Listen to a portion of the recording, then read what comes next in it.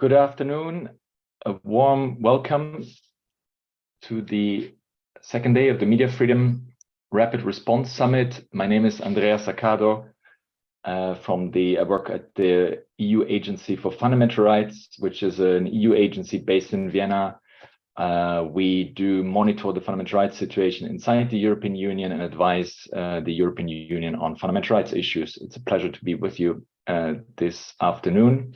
And I want to thank the organizers from the European Center for Press and Media Freedom for having invited us to speak at this event. Dear colleagues, it's a watershed moment for human rights in Europe right now. We're seeing the most blatant violation of international human rights since the wars in former Yugoslavia. We see the return of armed interstate conflict to Europe. We're witnessing the most serious international crimes in a neighboring country of the European Union. And on Saturday, on 1 April, an indicted war criminal will be taking over the presidency of the UN Security Council. All of this in the year of the 75th anniversary of the Universal Declaration of Human Rights. This has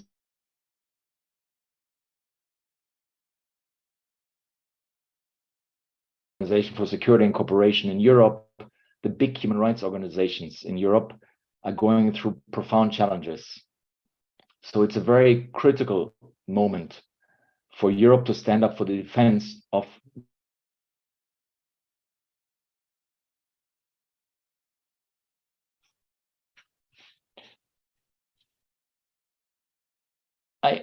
I want to bring us back a little bit closer to home because, as I said, our agency is looking at the situation inside the European Union. And I want us to see what is it inside the European Union we need to do in order to get our homework done as regards to human rights. Let me first of all mention a few of the internal human rights challenges as we see them right now in the European Union. The first one would be the persistence of inequalities and actually outright racism that we have documented through our own research. The Fundamental Rights Agency undertakes surveys amongst the largest minority groups in the European Union, from Roma, migrant communities, Black people, Muslims, Jews, also different other groups like the LGBTIQ communities. And what we see there is that in the last years, there hasn't been progress in terms of their inclusion and integration.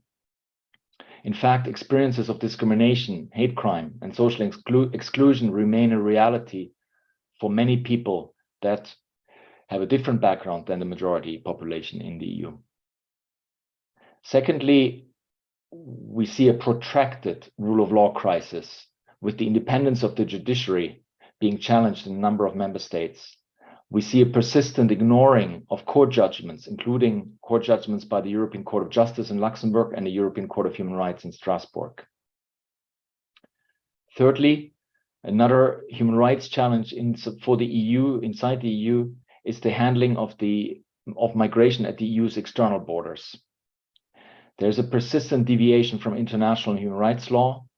Some governments are calling to suspend or limit the right to asylum.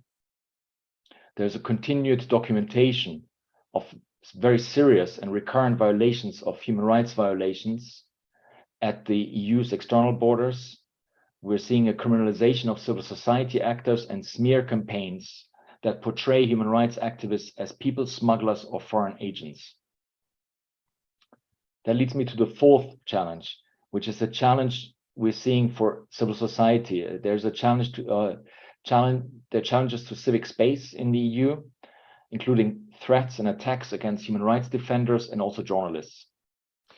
The Fundamental Rights Agency has documented this since 2018 in annual reports. Our latest survey amongst human rights civil society organizations reveals that close to all of the 400 responding organizations have experienced some kind of attack in the last year. Negative media reports or smear campaigns lead the way in terms of the experiences of threats and attacks. Almost half of the responding organizations have experienced such an attack in the last year.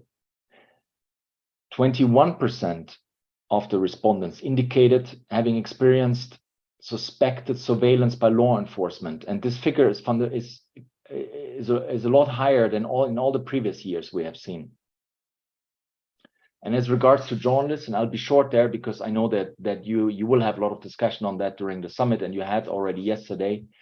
Of course, here it's important to mention that there have been manifold threats, forms of harassment, up to violent attacks against journalists. There are attempts to silence journalists through abusive legal actions. There has been the use of spyware on journalists, and so on. It goes so far that the latest report of the Council of Europe platform to promote the protection of journalism and safety of journalists says that these forms of, and I quote here, these forms of pressure have become a new normal, up to the point that some journalists no longer report them. So against the background of these 5 challenges for human rights inside the EU, and of course the list could have been longer, the EU had to strengthen its preparedness to respond to the challenges of the values on which it was founded, the values that are prescribed in the Article 2 of the Treaty on European Union. In the past, human rights, democracy, and rule of law were seen as circumstances that were key for the functioning of the European Union, but never the subject of EU policy and lawmaking. In recent years, that has fundamentally changed. So we have seen the EU entering the arena, and it is now contributing with legislation, policy, and financial stimuli to the status of human rights, democracy, and rule of law in EU member states. Let me give you some examples. In the last years, we saw the adoption of 3 horizontal instruments reflecting those 3 key EU values, so human rights, democracy, and rule of law. There is an EU strategy on the implementation of the Charter of Fundamental Rights in the area of fundamental rights. Then there is a communication on strengthening the rule of law. And there's a new democracy action plan, all adopted in 2019 and 2020. In addition to that, the EU has adopted around 10 thematic strategies that deal with fundamental rights issues affecting specific groups in the European Union, including, for example, children, Roma, LGBTIQ people, persons with disabilities, or also dealing with very specific policy areas where there are frequent fundamental rights challenges. So there are strategies in the area of gender equality, there are strategies on anti-racism, migrant integration, victims' rights, and so on. In addition, the EU has acted as itself as a fundamental rights legislator in order to address shortcomings in member states. I will focus more on the future rather than the past. We are currently discussing proposals for EU law that is directly relevant to fundamental rights in a number of areas. For example, there is the proposed directive on strategic lawsuits against public participation, which I know is going to be discussed at a panel following my intervention here. The EU has proposed legislation to extend the current so-called EU crimes to cover forms of gender-based violence. There is EU legislation proposed to strengthen the role of national equality bodies and their independence. There has been proposed a new EU child guarantee that would fight poverty and social exclusion among the EU's most disadvantaged children, including children with a migrant background. There is also the European Media Freedom Act, which I'm sure you have discussed yesterday. And then, of course, there's the discussion around the tabling of legislative package for the defense of democracy. So these are just some examples where the EU has itself taken the role of a fundamental rights legislator, to use that term. Then, in addition, the European Union has fundamentally strengthened its own monitoring tools when it comes to fundamental rights issues. There's a new annual rule of law report, which was introduced a few years back, that monitors the situation as regards rule of law in all the member states. It last year included for the first time country-specific recommendations. Media freedom is one of the areas, as you know, covered by this rule of law report. And there are discussions in member states about the implementation of the country-specific recommendations. The European Commission has also launched a number of infringement proceedings against member states when they found violations of the Charter of Fundamental Rights, and have taken some of the member states to the Court of Justice, which has also taken some landmark decisions referring to the Charter of Fundamental Rights. And then finally, the EU has applied for the first time a new rule of law conditionality regulation, which was adopted in 2021 and withheld on this basis, withheld funds from Hungary for serious implications on the rule of law. So now, of course, there are different views whether those actions that the European Union has taken fall actually short to address challenges to Article 2 values. Nevertheless, it's beyond doubt that the EU, comparing to the past, has come a long way in recent years, and all the three main European Union institutions have fine-tuned their toolbox to protect and promote Article 2 values. If we look at the present moment, we're witnessing maybe the most powerful sign of the EU's fundamental rights commitment in action. We're seeing how the EU has responded to the wave of displaced people that had to flee the Russian war of aggression in Ukraine and sought refuge in the European Union. 4 million people have received a temporary protection in the European Union, and many measures have been taken to integrate the women and children fleeing Ukraine. So after looking at the past and the present, how do we move forward? How can the EU address the challenges in this, what I called before, the watershed moment for human rights? Both the achievements and the challenges for the EU as a human rights actor are peaking at the very same moment. Never before has the EU invested and achieved more in terms of fundamental rights policies, but at the same time, never has its reputation and ambition as a human rights actor been more at risk. Obviously, there's a clear role for the EU to uphold human rights globally, not least the need to hold Russia accountable for the international crimes it is committing against Ukraine. But let me focus here more on the homework that we need to do inside the European Union. For this, it's a paramount task to address what I would call the implementation gap between the human rights law in the books and the reality on the ground. So first, this means that the EU needs to invest above and below its own layer of government. So there's not much human rights control from above the EU right now. But once the EU's accession to the European Convention of Human Rights will be completed, and this is one of the paramount tasks ahead of us, it's a long-standing commitment we have taken when the Lisbon Treaty was adopted, then individuals will have access to an independent corrective when the EU itself fails to uphold international human rights law. So this is the investment in human rights from above the European Union. Second, it's key what happens below the EU's layer of government. There's a need for investing political and financial resources in monitoring and implementing the respect for obligations flowing from EU law in member states. So this requires monitoring the situation on the ground, and here the EU can draw on data from information from human rights bodies like ours, but also civil society, investigative journalists, and many more. Then there's a need to use the law when fundamental rights standards are violated. So we need to the EU needs to continue to initiate infringement proceedings, take member states to court whenever fundamental rights standards are being violated.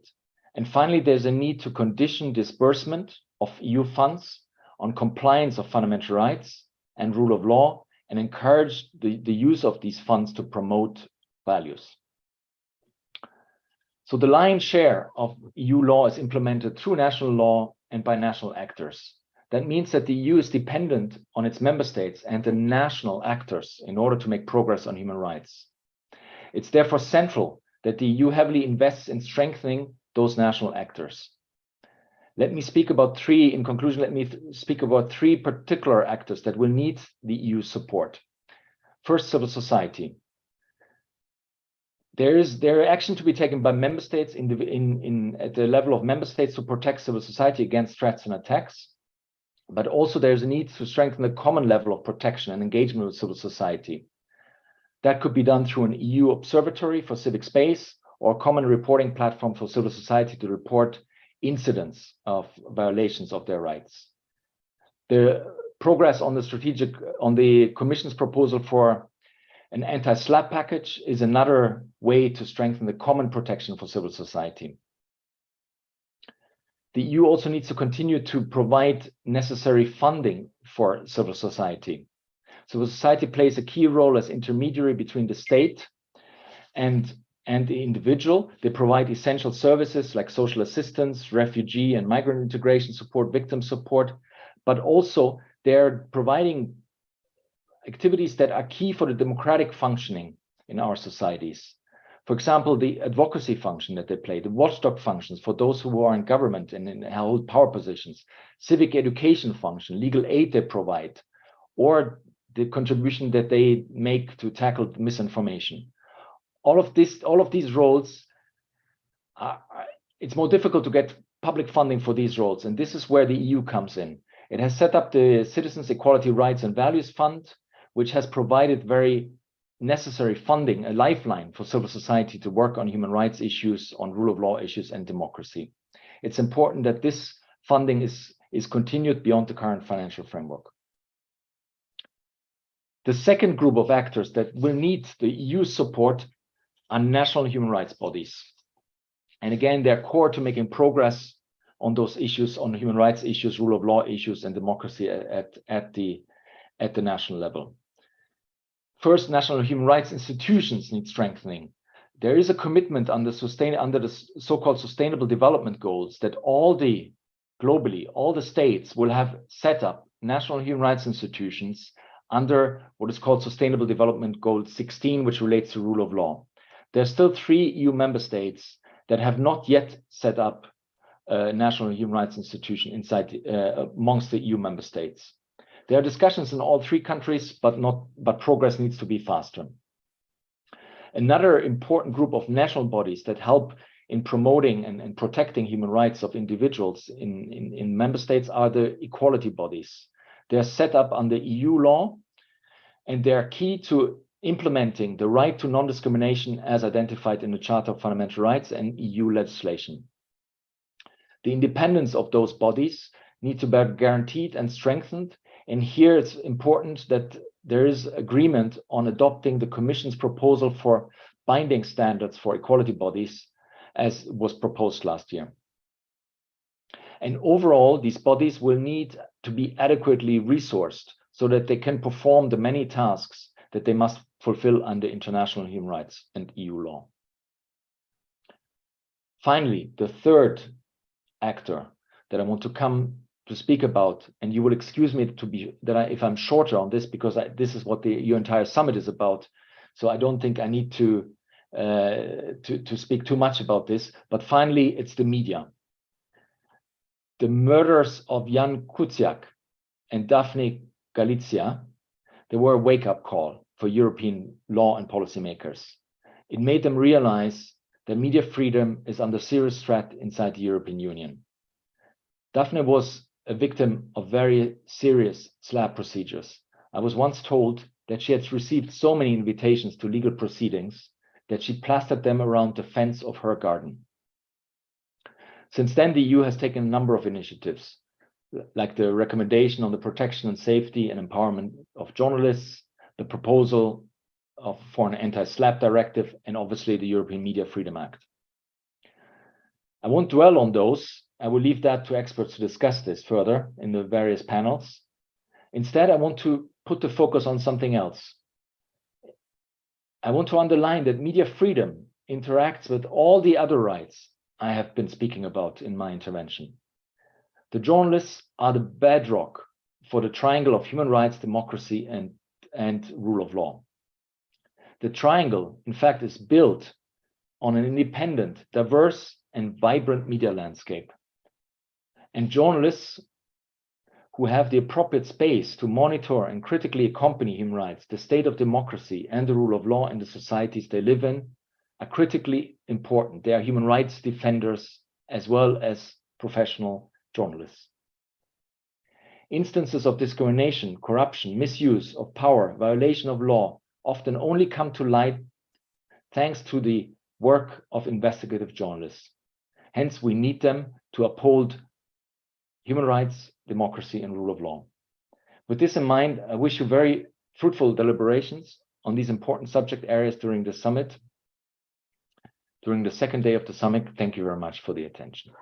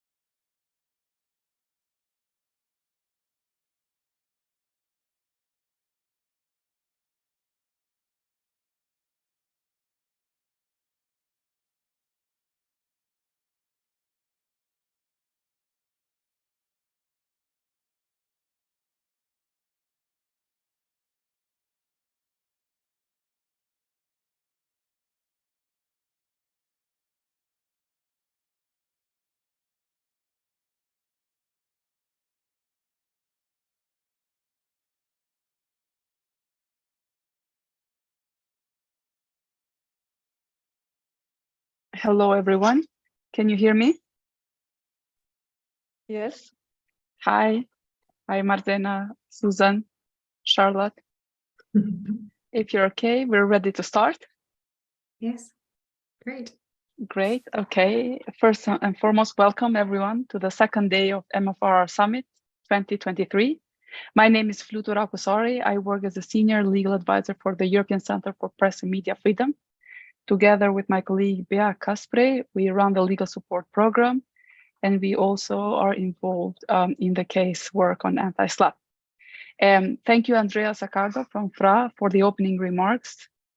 As you might have heard him, Mr. Accardo mentioned many human rights challenges faced by people across the EU, including threats to civil society organizations and journalists. What we will try to do in this panel is perhaps to zoom in one of the serious challenges faced by journalists and other public watchdogs in the course of their work, which is SLAPPs. For those less familiar with SLAPPs, SLAPP is an acronym that stands for Strategic Lawsuit Against Public Participation. These are unfounded or very exaggerated legal claims used against journalists and other public watchdogs to discourage them from holding power to account. They are an abuse of judicial system, and they have only one aim: to prevent public participation or to disrupt it. SLAPPs harm journalists, activists, public watchdogs, and everyone that holds power to account. There is no democracy without the fourth pillar, and that's why SLAPPs ultimately harm democracy. In the last years, international organizations have been advocating before European institutions to counter SLAPPs. At European level, some standards have already been established, and I'm referring here to the EU recommendation against SLAPPs, while more legislative and non-legislative initiatives are expected to be finalized in the upcoming months and years. And here I'm referring to the EU proposed directive and the upcoming Council of Europe recommendation. At the national level, civil society and other stakeholders have joined forces to push for measures that would discourage SLAPPs and health targets. The first and the biggest European anti-SLAPP movement, the case, has been working very hard to mobilize civil society at national level to counter SLAPPs by establishing national working groups. Now, this panel brings together representatives from the national working groups to discuss efforts and measures being taken to counter SLAPPs. Today, I'm joined by Marzena Blaszczyk, board member at the Citizens Network Watchdog Poland. Welcome, Marzena. Susan Coughtrie, director at the Foreign Policy Center and co-chair of the UK Anti-SLAPP Coalition. Welcome, Susan. Thank you. And Charlotte Michils, legal advisor of the Flemish Belgian Association of Journalists and lecturer. Welcome, Charlotte. Thank you. I'm very happy to have you all here. As you know, our panel will run 45 minutes. I'll start the discussion by giving each panelist 5 minutes to present the work of your national working groups, starting with Marzena, and then I would ask Susan to take the floor, and then Charlotte. After their presentation, we'll open the floor for questions. Feel free to use the microphone or the chat function, and we will then conclude by asking panelists to share their future plans at national level and to provide their concluding remarks. Marzena, the online floor is yours. Thank you very much. Thank you for the invitation. My name is Marzena Blaszczyk. I represent the Polish working group against SLAPPs. Our group started to work in August last year, but we have cooperated earlier on different issues connected to media freedom, as well as whistleblowers, freedom of information. The core of the group consists of the 5 organizations: the Citizens Network Watchdog Poland, Article 19 Europe,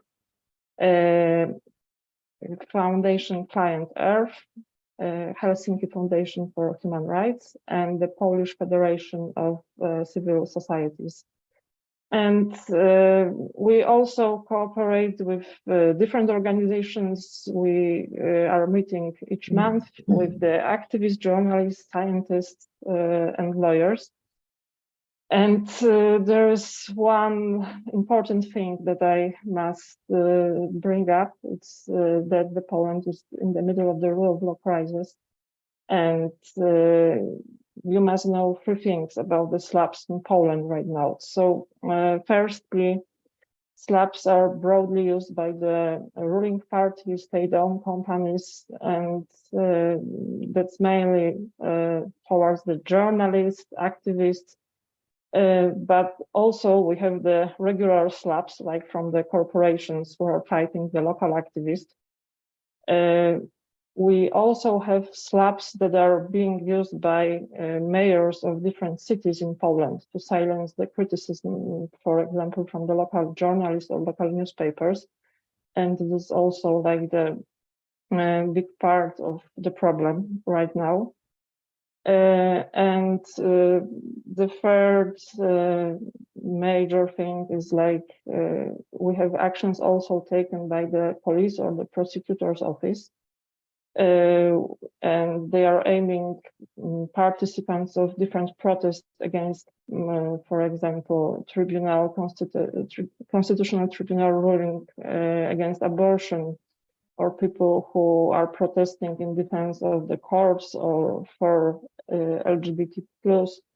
And it's like not the regular SLAPP, because mostly of cases is like the minor offenses, for example, for littering or disobeying police orders or painting slogans with chalk on the pavement. But this is like very powerful chilling effect on the Polish society.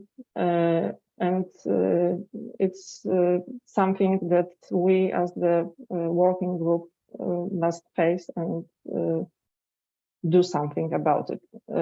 So what we have done so far, mostly we are building awareness by talking and writing about the SLAPPs and how it endangers freedom of information, rule of law, democracy.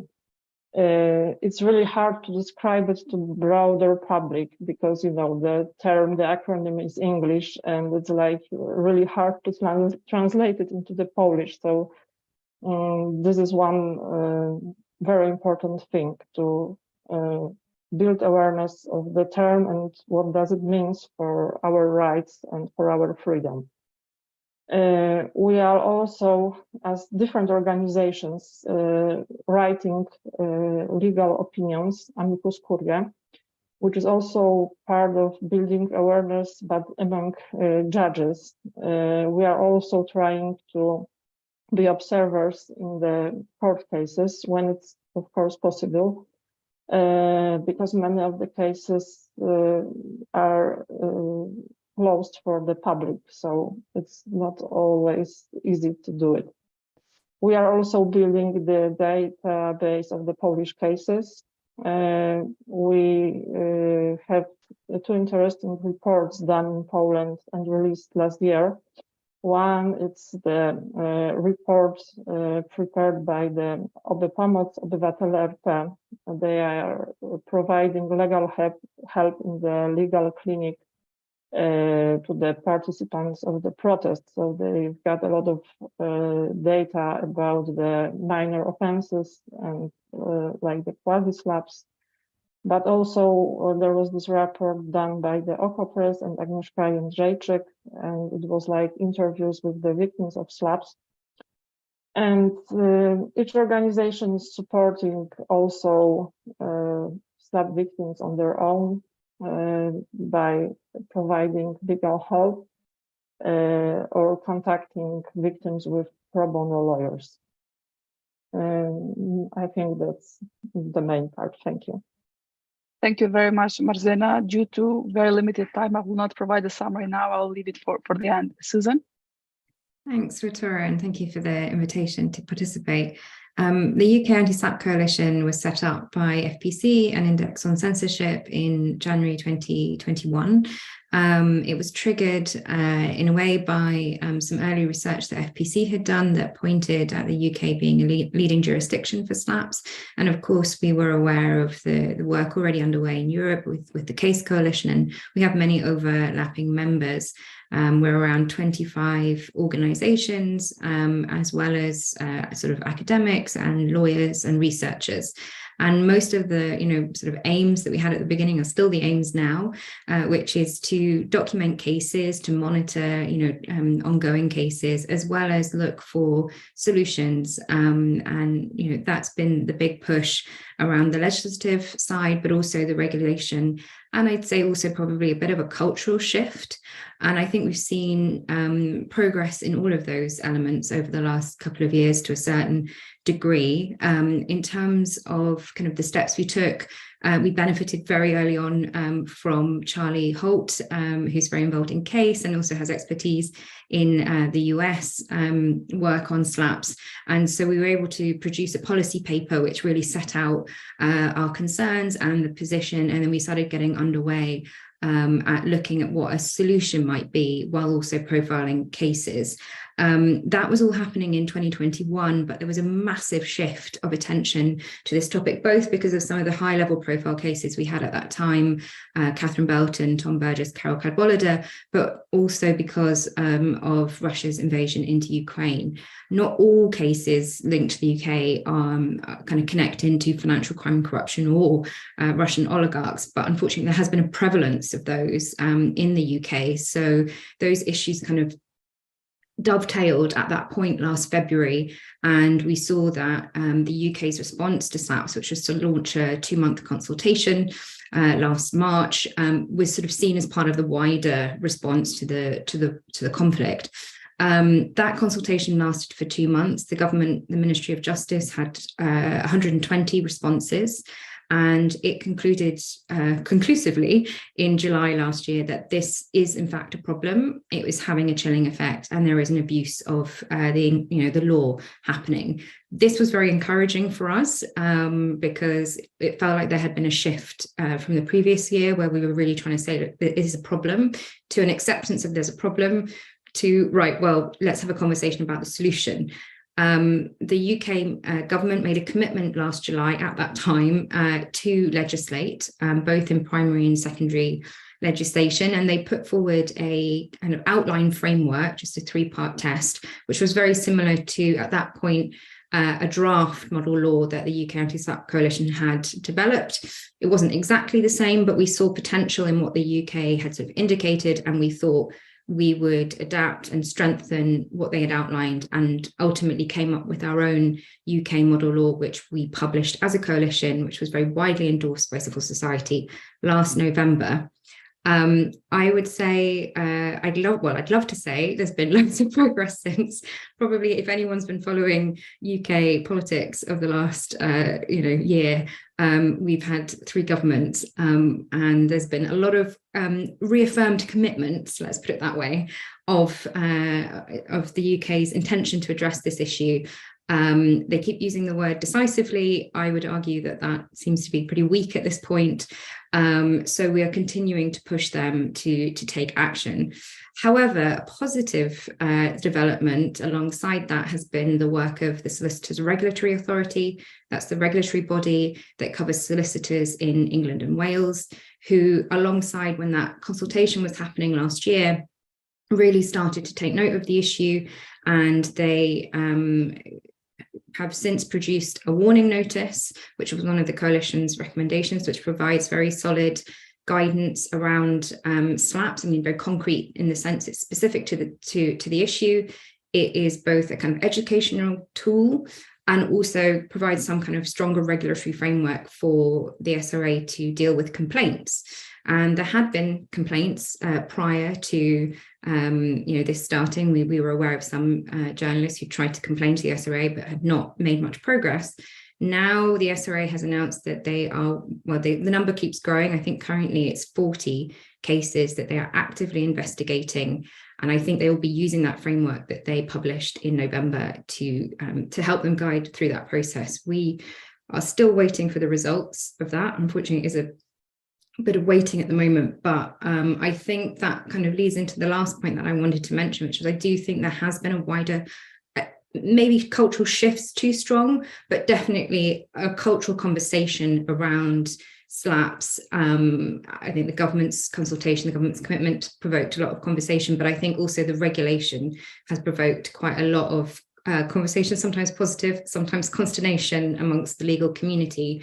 But at least I think what we have seen a huge shift in is the fact that this issue has been acknowledged, that journalists feel much more comfortable to talk about. Over the last couple of years, we've seen journalists who are facing SLAPPs in the UK far more ready to say that this is a problem they're facing and to talk about it publicly, and to complain to the regulator, which is great because it builds that evidence base that we can continue to use to keep pushing for the implementation of these changes.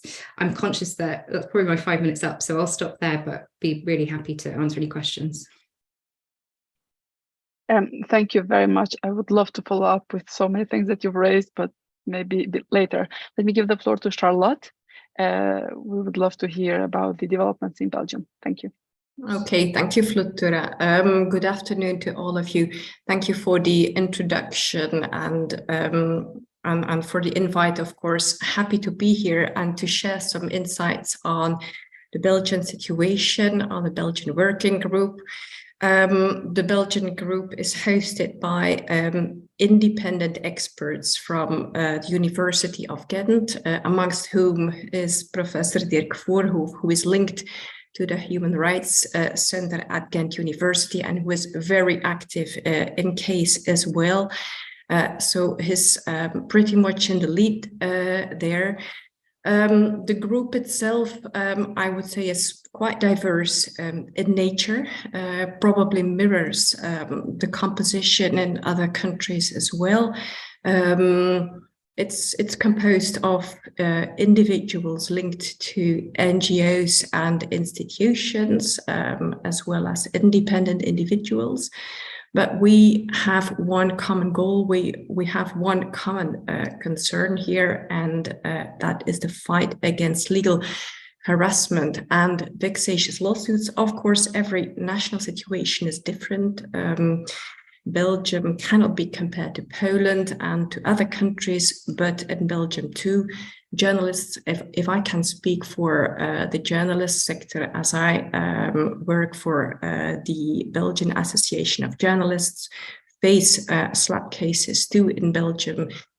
Freelancers are targeted, small media outlets are targeted, bigger outlets are targeted. So Belgium is no exception there, I'm afraid. To shed some light on the composition, so amongst the present members are the Flemish Association of Journalists, so the organization I work for, media companies as well. FIRM is a federal and national human rights institute in Belgium, citizens initiatives as well, NGOs, academics from different universities, lawyers and members of the judiciary. It's above all an informal group, it's an independent group. And the aim is to share information that is pretty fragmented when it comes down to SLAPP cases amongst members, and to interact, of course, with other groups and stakeholders, as many of us are involved in other groups, and to keep the focus on what is to be done, frankly. The working group was launched only recently at the end of last year at the UGent International Press Freedom Seminar. That was at the end of December. And the seminar was in fact focused on vexatious lawsuits. The Belgian Minister of Justice took part, and we had very valuable testimonials from SLAPP victims, both international and regional. We had a panel debate with representatives from the European Commission, advocacy groups, and also a lawyer's perspective. What is to be done? I think it's very similar to the other examples here. We intend to collect data on SLAPP. It's the first step, and also take positions. Last step was a shout out on the watered down proposal of the Council. The group is also divided into several subgroups, such as the subgroup reflecting on policy initiatives and policy recommendations, data collection, how to share best information amongst members, templates for data collection, anonymization as well is a topic. We also focus or intend to focus on financial and legal support to victims, external communication with lawyers and the judiciary. As it's launched only recently, there isn't that much to be told yet, but we had 2 exchange moments so far. And yeah, we shared developments on SLAPP in Belgium and abroad, and as well as good practices. Okay, that's about it for the Belgian situation. Thank you. Thank you very much. It's very helpful. It is clear that a lot is being done at national level with various activities, starting from documentation and mapping of cases to also offering legal support. It is very, very encouraging to hear about developments in the UK. In fact, UK working group was established way before the case started to motivate members to national members to establish a working group, and I think it was an inspiration for all of us. And it's really great to see that you've managed kind of to mobilize politicians, especially for me it was very interesting to see the reaction from the solicitors body, SCA, I think it's the acronym. So that's really great. What I would like to do now is perhaps to give the floor to participants if they would like to raise a question to you directly, or if they want something to share, they are more welcome. They can do so by just starting the video and the microphone. Any participant that would like to participate?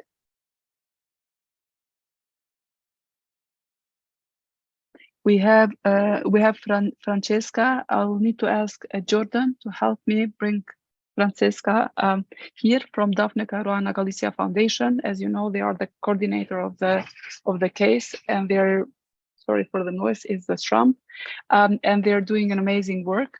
Let me figure out a way to bring Fran here. Can you hear me? Yeah, yes, you can. Yes, yes we can. Okay, thank you. Perfect. Hi, thank you. Hi. Thank you for giving me the floor. It's more of a comment rather than a question, but it's really great to hear from the national working groups, especially since like when you see them in the coalition, like you hear updates, but then to get like a broad picture of what's happening is really, it's such an honor. But I just wanted to say that CASE has like over a dozen country working groups, and the numbers keep growing as well. And we have country correspondents as well. So we're really trying to value the work on the national level right now, and trying to coordinate as much as possible with those people on the ground in the working groups, and empowering them to be able to do their advocacy, campaigning, and legal work. In fact, even with our work plan this year, we really tried to think about those people on the ground, because they're best placed. They know the situation the most, you know. So I'm really honored, and it's really lovely to see that so much is being done on a national level. But yes, as in they're really proactive. Some are still in the beginning phases of their work, and they're trying to gain some traction in their advocacy on a national level. But then, like the UK working group is, as in they were the coalition, sorry, not working group. They were there before CASE, but it's so amazing to see the work they've done. They keep doing on a national level. So yes, if there are any people attending that are part of NGOs that are interested in SLAPPs, feel free to get in touch, because yes, we really value that work that's being done on the ground. Thank you, Fran. I'm not letting you go. I just have a follow-up question. Yes. I know that you've been working with national working groups on providing some reactions to the compromise proposal of the Anti-SLAPP directive.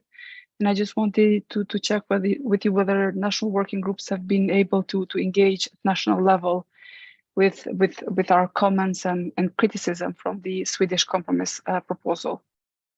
So at the moment, what the working groups are doing, as in the ones I've been in touch with, what they've been doing is they've been getting in touch with the contacts they have in the permanent representations to the EU, and trying to get meetings and trying to gauge who contributed what. The response has been a bit weak right now because I think people are keeping quiet about who did what.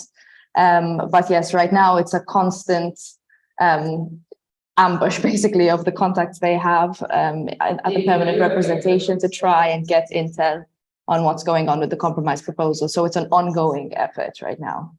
Thank you very much, Fran. This was very helpful. And I would like to extend the same question to all of you with regard to the work that you're doing. And I think it's less for the UK, unfortunately, but whether your national working groups are reacting somehow to the Swedish compromise proposal. We've seen that the latest proposal is much weaker from what was proposed originally, with various elements being weakened, the cross-border element, security of cost, and other elements. So I would be interested to know whether Belgium and Poland, Marzena and Charlotte, whether you've reacted in any way. Be that, and I'll start perhaps with Charlotte, because you mentioned that the Justice Minister was in the event, so I guess there is a collaboration with him. Whether you've reacted to the compromise proposal. So in Belgium, we had the chance to discuss the challenges indeed with the Minister of Justice, as mentioned. He also was invited to the conference at the end of December, but also the Belgian Association of Journalists had the chance to meet with the minister's cabinet. In a nutshell, the Belgian minister is favorable to extending anti-SLAPP protection as foreseen in the initial Commission proposal to all cases. So not just cross-border cases, but also national cases. But there are, of course, quite a few questions still unanswered. No surprise there. I guess it remains a challenge to all of us. The definition of SLAPP is still unclear, which is why more preferably formal guidance is needed, both on binding criteria and indicative elements. The notion of manifestly ungrounded too is unclear and adds to confusion. Better, as discussed in the Belgian working group, would be to speak of abusive claims or court proceedings. And maybe one last thing to mention, full compensation of procedural costs is a difficult one. The initial Commission proposal said it would be for the plaintiff to bear the procedural costs, including the lawyer's fees. Well, in Belgium, however, at the moment, the unsuccessful party only pays a lump sum to the winning party, which doesn't necessarily cover the entire cost. A lump sum is based on the amount that is claimed.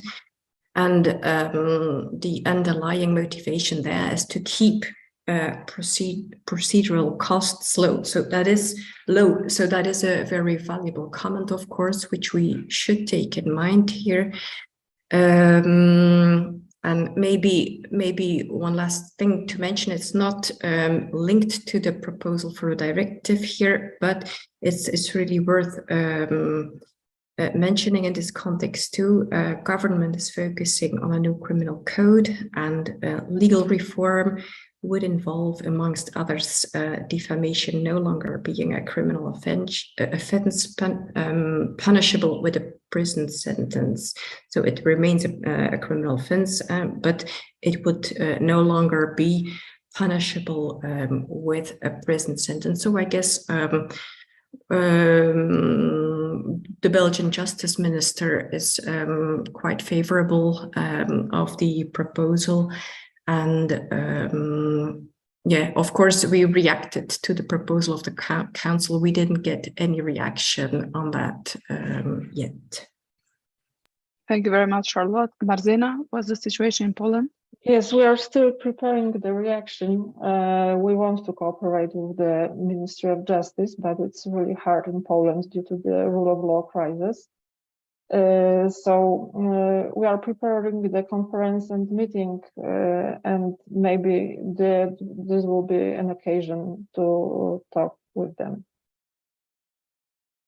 Thank you, and you already answered my next question. I wanted to discuss a bit the collaboration with governments and politicians. Now we know that the work on anti-SLAPP started after Daphne Caruana Galizia was assassinated. This is why informally we're calling the directive Daphne's Law, and we were able to achieve this much because we found the collaboration, the support of good politicians like Vera Jourova and others. And now within the European Parliament, Roberta Metsola, Timo Wokon, who have been very, very supportive. But I think at national level, it will be absolutely impossible to do anything if politicians don't collaborate. Even if we come to a stage where the directive, hopefully not as weak as it is approved, then implementation needs, I think, the collaboration of civil society. And here, Susan, I would like to ask you about the collaboration you have with the governments, several governments, and how is it going? And that's a very valid point about several governments, because of course the UK is comprised of 4 nations, and we have 3, with England and Welsh legal system, which has been much of the focus so far. And there has been good engagement, obviously, as sort of indicated before, with the Ministry of Justice, and there are representatives who also, have taken part in our initiatives.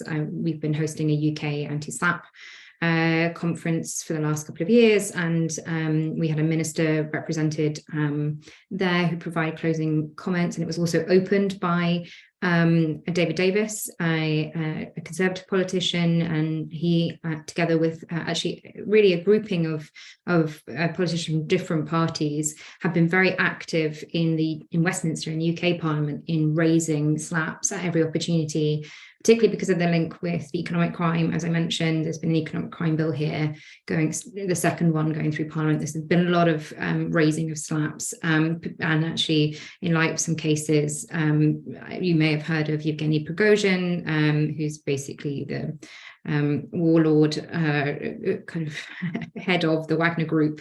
So that caused, greater outcry. So there are these moments. In Scotland, we've also seen this year that a petition that was started here in Scotland, I'm based in Scotland, has taken traction, and there is now a consultation process happening. It's a bit slower, and we don't have the same evidence kind of base and level, but I think it's really important that we bring all nations forward. And similarly, in Northern Ireland, there was progress in reforming their Defamation Act, but that's paused due to the current political system. So a mixed picture, but the UK is also represented in the Council of Europe working group, and so we do see engagement, and as I said, repeated commitments, but what we're lacking is that clear pathway with concrete kind of proposals that can be scrutinized.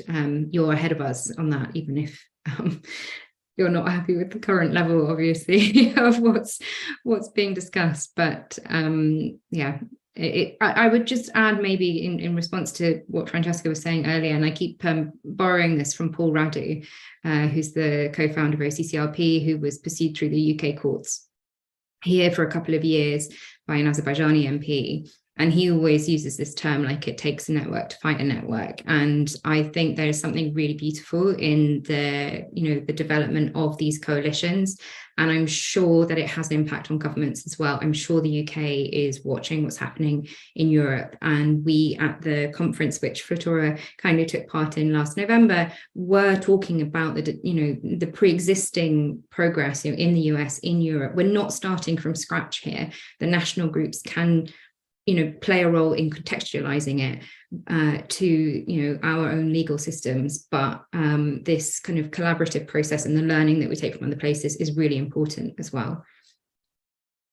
Thank you very much, Susan. This is also what we discussed in the UK conference, and I think also in the Anti-SLAPP conference in Strasbourg, that we've managed to come this far because of this European movement, all civil society organizations, individuals, academics, etc., coming together. And yes, I want to reiterate the role of Daphne Caruana Galizia Foundation in keeping together the coalition. I'll follow up with kind of a similar question, Charlotte, to you. So you mentioned that you have good collaboration with the Justice Minister, but eventually for the implementation would be the Parliament in Belgium, right, to approve a law. And I would like to know from you, how do you see the political scene reacting to directive if that would be approved? Do you see the same support as you see from the Justice Minister coming also from the Parliament? I don't have any updates on that yet. So our first step was to address the Justice Minister. So no other steps have been taken so far yet. Okay, thank you very much. We have only a few minutes left. Let me just very briefly say that it was a very, before I give you the floor for concluding remarks, it was a very informative panel. We've been discussing a lot in the last years about the European developments, but I think now is the time to focus at national level if we want journalists to be defended properly. Yeah, my last point would be that, of course, we depend on development at the EU level, and I really hope, and I'm talking here, I think, on behalf of the case, that the directive will not be weakened. A journalist has been killed, and a lot of politicians have promised to Daphne's family that they will make sure what happened to her in terms of slaps will not be repeated. And we do believe that if the directive will be approved as it is now, it will not protect journalists as we were thinking it will do. So let's hope there will be a bit more positive. I would like to invite Susan, Charlotte, and then Marzena for concluding remarks. And before that, just to say that there was a request for contacts of the case, and we've shared that with you. We do have a request from Andreas Panagopoulos for a short intervention. Andreas, with pleasure, but it has to be 2 minutes, if possible. We would love to hear from you. Good evening. Thank you so much. I appreciate it. I'll be just 1 minute. I'm representing the Pan-Hellenic Federation of the Journalistic Unions. I'm the executive secretary, and we are right now forming an observatory for SLAPPs. We've made some interventions to the Ministry of Justice in order to find ways to change the laws so that they exist here and find ways to protect our members. And probably I'll need the help of Case or you in order to form this observatory and further assistance. This is it. Thank you so much. Andreas, thank you very much for this intervention. Very briefly, 2 things. One is, yes, we will be very happy to get in touch with you and to work together. And secondly, as I mentioned, we run a legal support program within MFRR, and Greece has become one of top countries, one of the countries which is in top priority because of the increasing number of SLAPPs in Greece. So definitely we'll be in touch. Okay, Susan, Charlotte, and Marzena, concluding remarks. Thank you very much. Just kind of, thinking back to where we started and the progress, I just wanted to underline a really simple point, which I think the evidence collecting and the building of the case studies is so key. Both our research and case research was cited in the Ministry of Justice's consultation last year. And together with Article 19, we published a report called London Calling last April, which documented or touched upon at least 30 cases. And we know that impacted the work of the SRA. And so I would just say that that's something that we're continuing to do and is so important because when we meet people who push back against what we're trying to do, we've got that solid evidence base to say, no, this really is a problem and we really need to take steps to address it. Thank you, Charlotte. Okay, well, I can be very short about this. A lot of work in the pipeline. When it comes down to mapping the very delicate work sometimes of convincing relevant stakeholders to share information on SLAPP cases, also finding some structural system to collect information, also detecting any gaps. I mean, what groups are not being heard yet, not helped at the moment, what people or parts of society are not very organized yet in that way. I think it's very important to detect those two, and of course continued follow-up and lobby work and evaluation of legislation once it is implemented. Thank you, Charlotte. Marzena?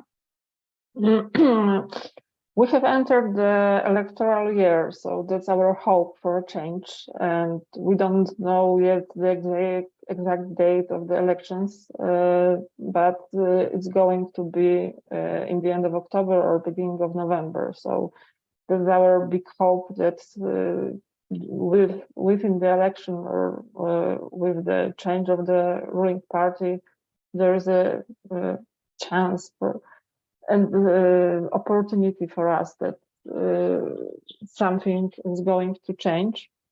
But I also want to emphasize that this new version, the compromised version of the directive, is a catastrophe for the Polish victims of the SLAPPs, because directive is the minimum standard, and usual when the directive, for example, other directive like whistleblower directive is transposed into the Polish law, we see that the minimum standard is maintained. So,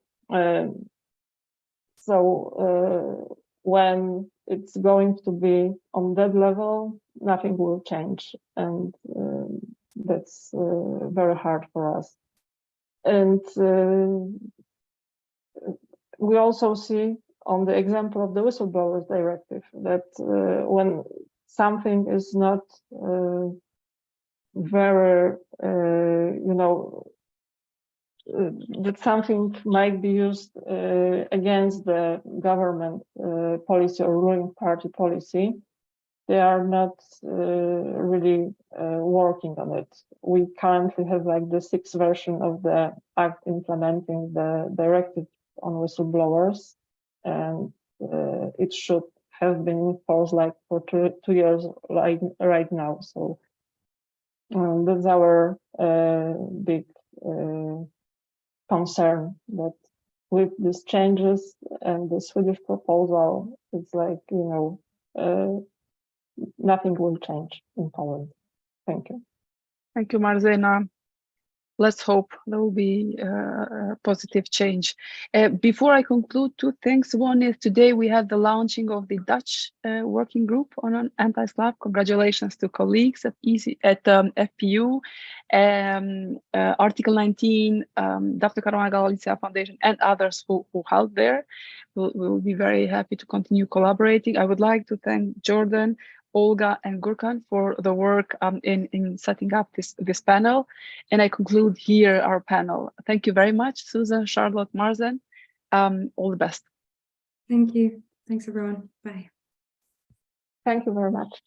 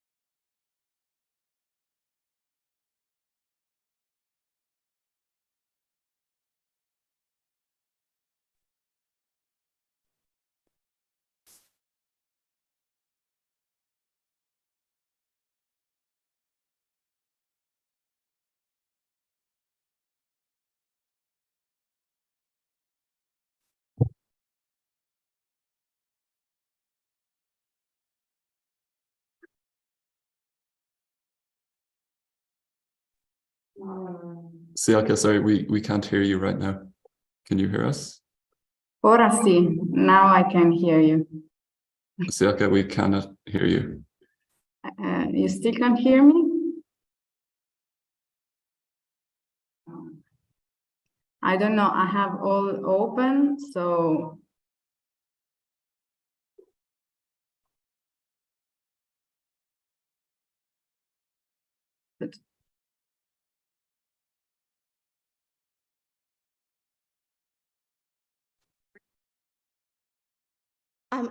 I apologize for the technical issue. I guess you hear me now. And what I was trying to say is that I first of all wanted to thank you, Flutura, for the previous panel, because that's great. She provided us with a great comprehensive context of the European analysis when it comes to SLAPP, to the SLAPP context, and we can nicely fit the Italian perspective on these. And it is my great pleasure to introduce you to Francesca De Benedetti, who covers European politics for Domani newspaper. And together with her, we will be discussing media politics and vexatious lawsuits from the Italian perspective. So you might wonder why Italy? Well, in recent months, Italy has drawn the attention of a number of international organizations dealing with press freedom. And the cause of concern has been the rapid successions of defamation lawsuits brought up by very high-ranking public figures. And to be sure, I invited Francesca because Domani newspaper has been at the center of a number of legal action threats, but also defamation lawsuits who have been formalized by members of the current government. So just to give us some context and some data, I'm going to ask her if she can provide us with the number of lawsuits that Domani is facing at the moment. And also, I would also ask her, what is it about the kind of articles published by Domani that upsets so much Italian politicians? Thank you. Thank you for inviting me. And I also have thanks to Silk and to all of the free media organizations which are engaged in this talk, because they always supported us when the government tried to attack media freedom. So I sincerely thank you a lot. Well, so why is Domani so much at the center of these attacks? I must say that Domani is a newly born newspaper. We were born in the middle of the pandemic in 2020. And we tried to offer a new media because there were lots of old media in Italy, but there weren't so many free independent media. And so that's what we tried to offer. We also have a strong investigative team. And so when you ask me why, which are the articles that provoke such reactions? Well, those are articles concerning facts, evidences. So the government didn't sue us because we criticized it, although, of course, we consider ourselves free to do that. But they sued Domani because of the great work my colleagues are doing in trying to discover, as an example, the links between organized crime and politics, abuses of power, revolving doors, conflicts of interest. And so that's why we are so much at the center of the stage, I might say. And when I talked with the Secretary General of the European Federation of Journalists, Ricardo Gutierrez, he told me, well, you must feel honored because this really means you are doing a good work. And I do agree with that. But I always have to consider the so-called chilling effect that these SLAPPs have on all of the other colleagues and journalists. If you ask me a number, I must say I asked it by myself to my editor-in-chief and to my colleagues. And the reality is that no one has a number because there are too many lawsuits. But I can tell you which kind of lawsuits we are talking about. First of all, we both have civil and criminal lawsuits.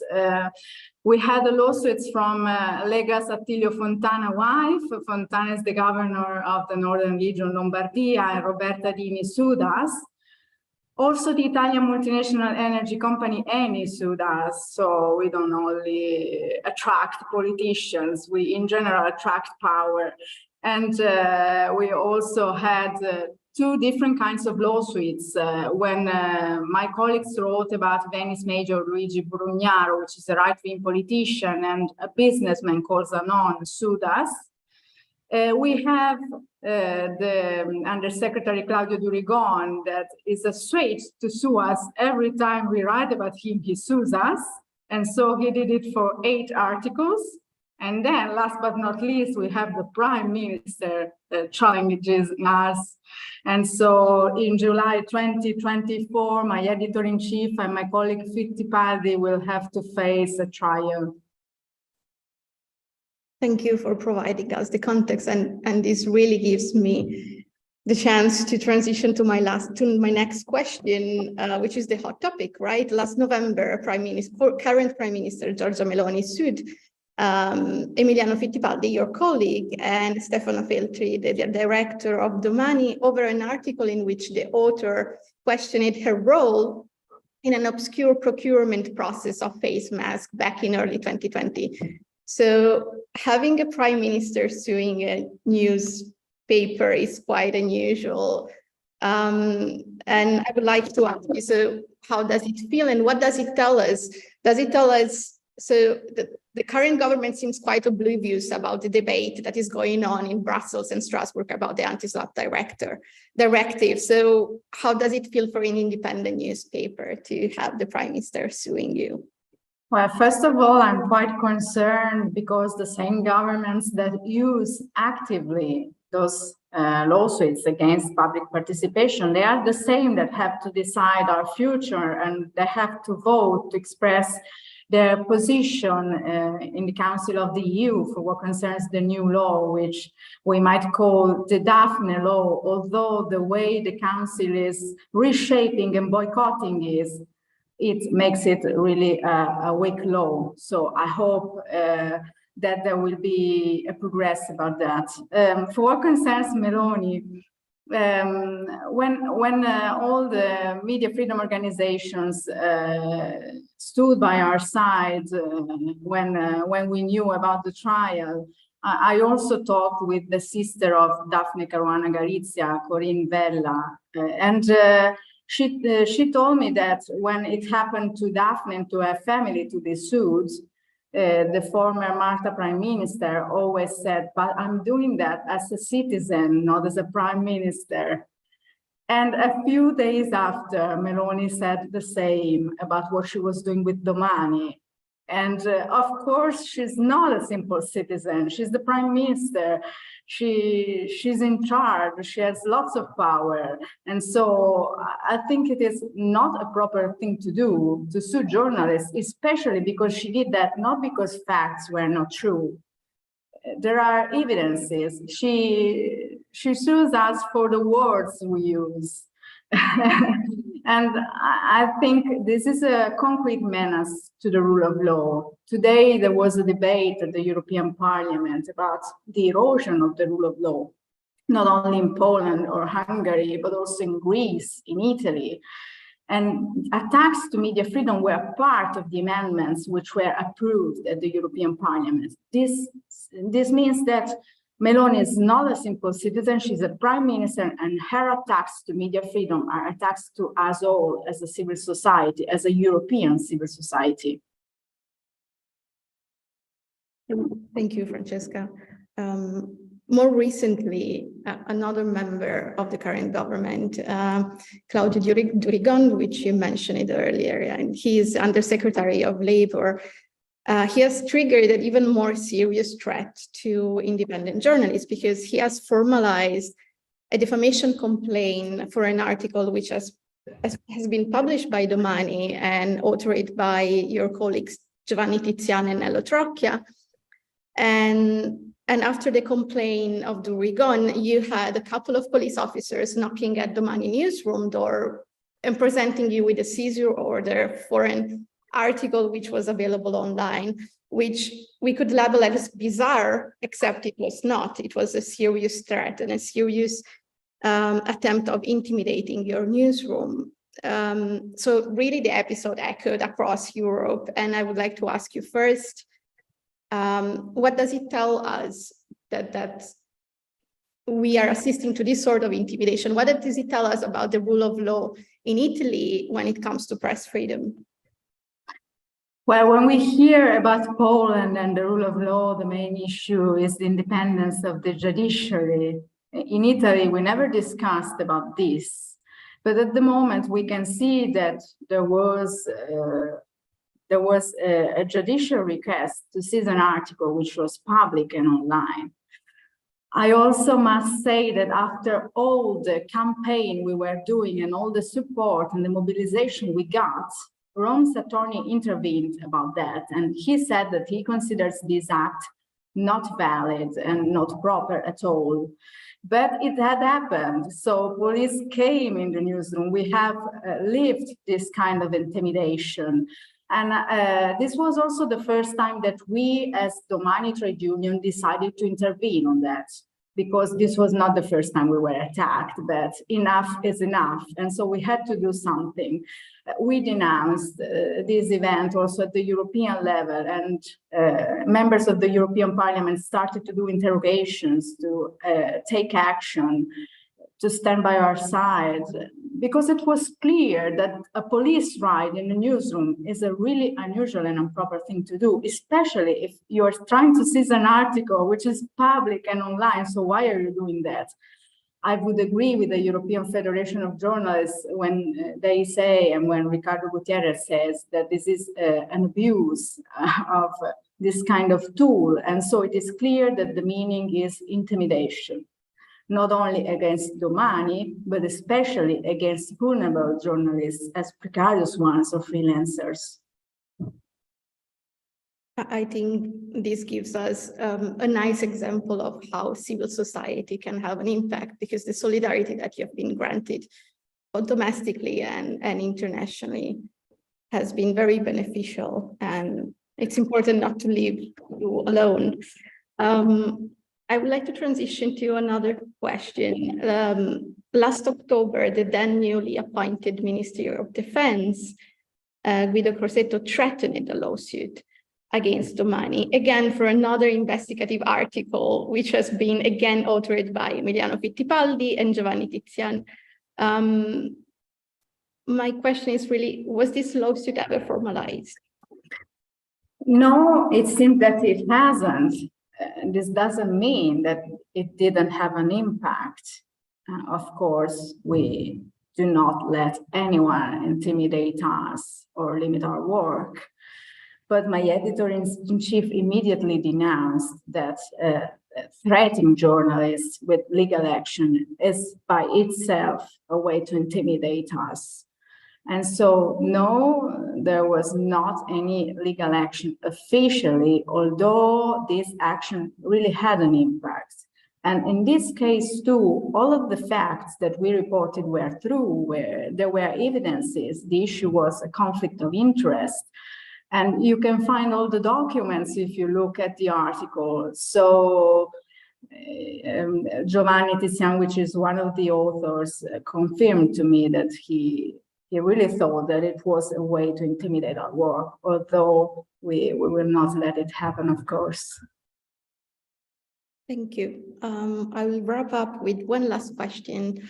In the aftermath of the Durgan case, you have been very active on social media denouncing what was going on, and because of that, you have been targeted by a wave of insulting messages on Twitter. So I'm just curious to know if your colleagues have been targeted by the same amount of hostility, and did you feel there was any gender component to it, and what can we do to support you? Well, at first, I published a thread in English just because I wanted to have a tool to let people know what happened, even if they didn't speak Italian. So I tried to translate it and summarize what happened.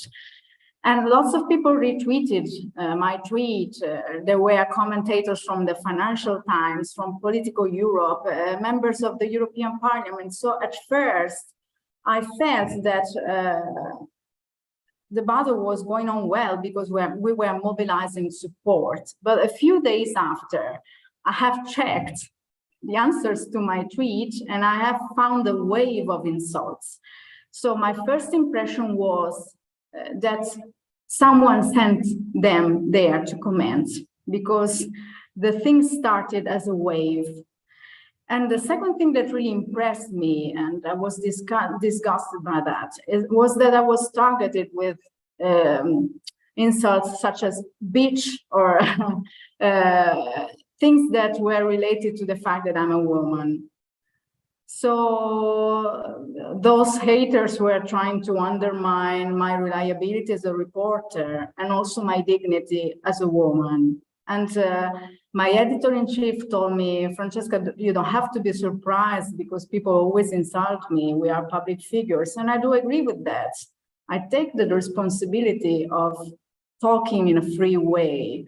But when there is a wave of attacks and people attack me because or using the fact that I'm a woman, this is a really bad sign. I think that there was an attitude, especially from the populist far right, to attack politicians, trade unions, journalists, civil society in general. And we can see that there is a kind of a fight against NGOs as an example. So I think that people somehow are assuaged in attacking journalists. But the thing is that we are really trying to do the public interest. And I think it is disgusting that they are attacking us also because of being a woman. Thank you, Francesca. It popped up just one question from Cristiana Scoppa, who is asking if Domani got any support from opposition politicians in Italy. Well, I must say that probably also because I was mobilizing the European level, we got lots of reactions from all of the progressive groups in the European Parliament, and there were also Italian politicians. We had both the Vice President of the European Parliament, Pina Picerno, then Brando Benifei, which is the head of the Italian delegation in the Social Democrats, that actively supported us. We also had Manuel Brie from the Left Group, Alexandra Gysi and Daniel Freund from the Greens. So all of the progressive groups, and of course Sophie in 't Veld, the liberal Dutch MEP, which did the interrogation. I have not seen any reaction from the right. And I don't think it is normal, because you can be a right-wing politician and you can protect and support media freedom, but it didn't happen at all. Thank you. And I will leave you with these mixed feelings about the reaction of politicians. And thank you so much, Francesca, for joining us. Thank you everyone for attending our panel, and wish you a lovely continuation ahead. It was a pleasure. Take care.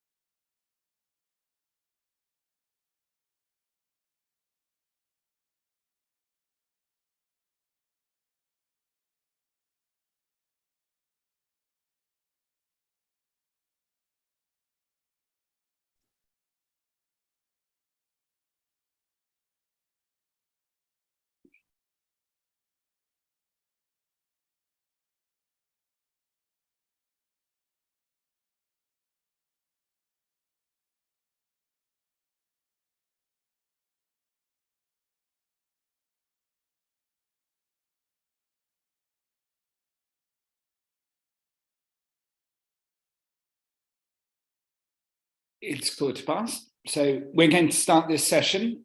Good afternoon. I'm Tom Gibson, EU representative at the Committee to Protect Journalists. Welcome to this panel, which is titled Disinformation Laws Regulating the Truth. What are we going to be looking at during this session? We're going to have a focus on Hungary and Turkey, where each government has had varying but sometimes similar strategies of how to limit, control, or criminalize critical voices. We see around Europe problematic legislation, including on disinformation, being a tool that governments use to threaten journalists, often in contexts of continued crackdowns or limits on the independent press, and with measures that seek to control the narrative. And of course, internationally, we saw an uptick as governments sought to control information during COVID. And legislative tools are one of many obstacles, including media capture, threats against critical journalists, or criminalization of journalists because of their work. Now, before I get started, if you could just hold the line 1 sec, I'm just going to check that the sound quality is okay. Thank you.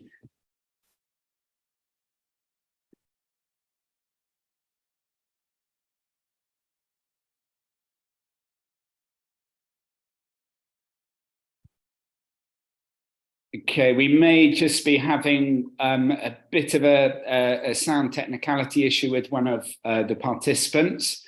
I'm going to continue and hopefully we can sort this out.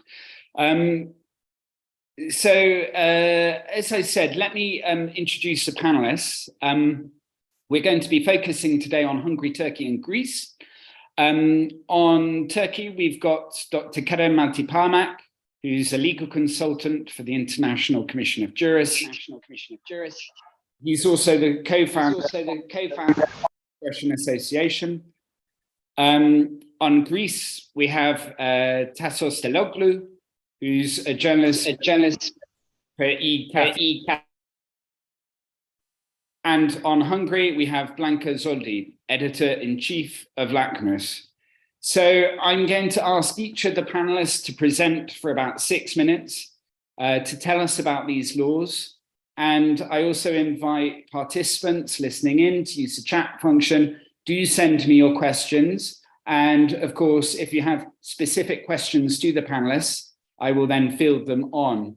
What are we going to look at? We're going to look at the legal process. We're going to have a look at the way that these laws were put in place, how the local press freedom community responded. We're going to discuss not just about whether or not the laws have been implemented, but the existence of them. What's the societal impact? Does it threaten freedom of expression? And how does it threaten freedom of expression? And how is it also impacting on people's access to information? How is it changing the way that journalists work? And what is the perception of the law? Now, I would like, Blanka, if it's possible for us to start with you. Of course, the question around controlling the political message in Hungary is not something new for Viktor Orban, but do tell us about where the current discussion is around disinformation, and also how you see it impacting on, as I said, people's access to information and the way that people are expressing themselves. Thank you very much, Tom, for the welcome, and thank you as well for actually inviting me to this panel. I'm very happy to be here.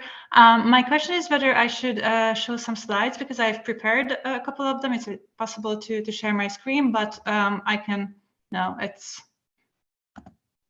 I will see. No, okay, the share is disabled, but anyway, I will tell you about what's on the pictures actually.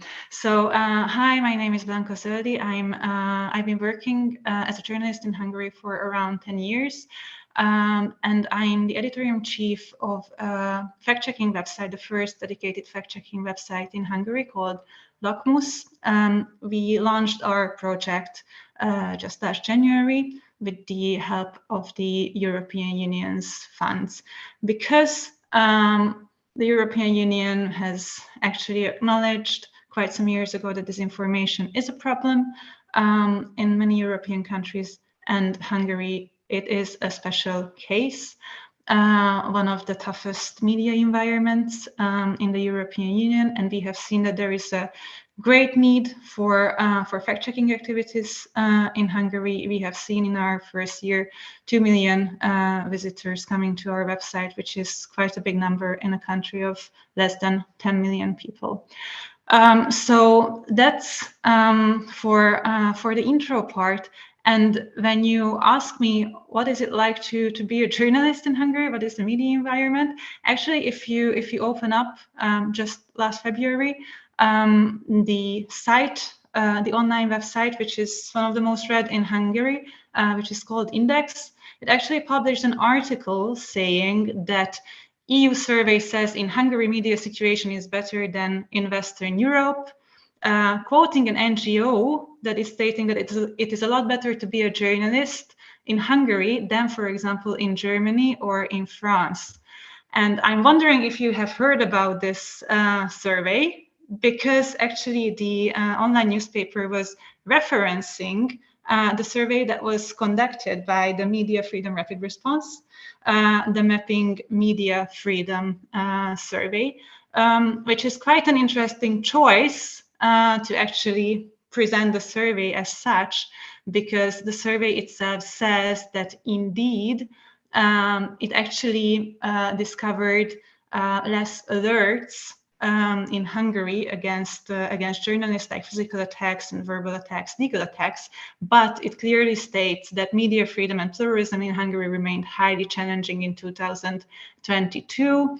It recorded a total of 11 press freedom violations involving 13 targets, but these alone do not capture the wider and systematic challenges facing independent media. Also, if we look at other numbers, for example, the World Press Freedom Index, we see that Hungary has one of the worst scores in the European Union. Only worse scores are present in Greece and Bulgaria. But you see that in a couple of newspapers, actually already these numbers and surveys are presented in a highly misleading manner. And this is what we actually do with Lakmusz. We have actually showed in a fact-checking article done by one of my great colleagues, Esther, that this is a highly misleading portrayal by the government. And why can the Hungarian government portray reality in a completely different way?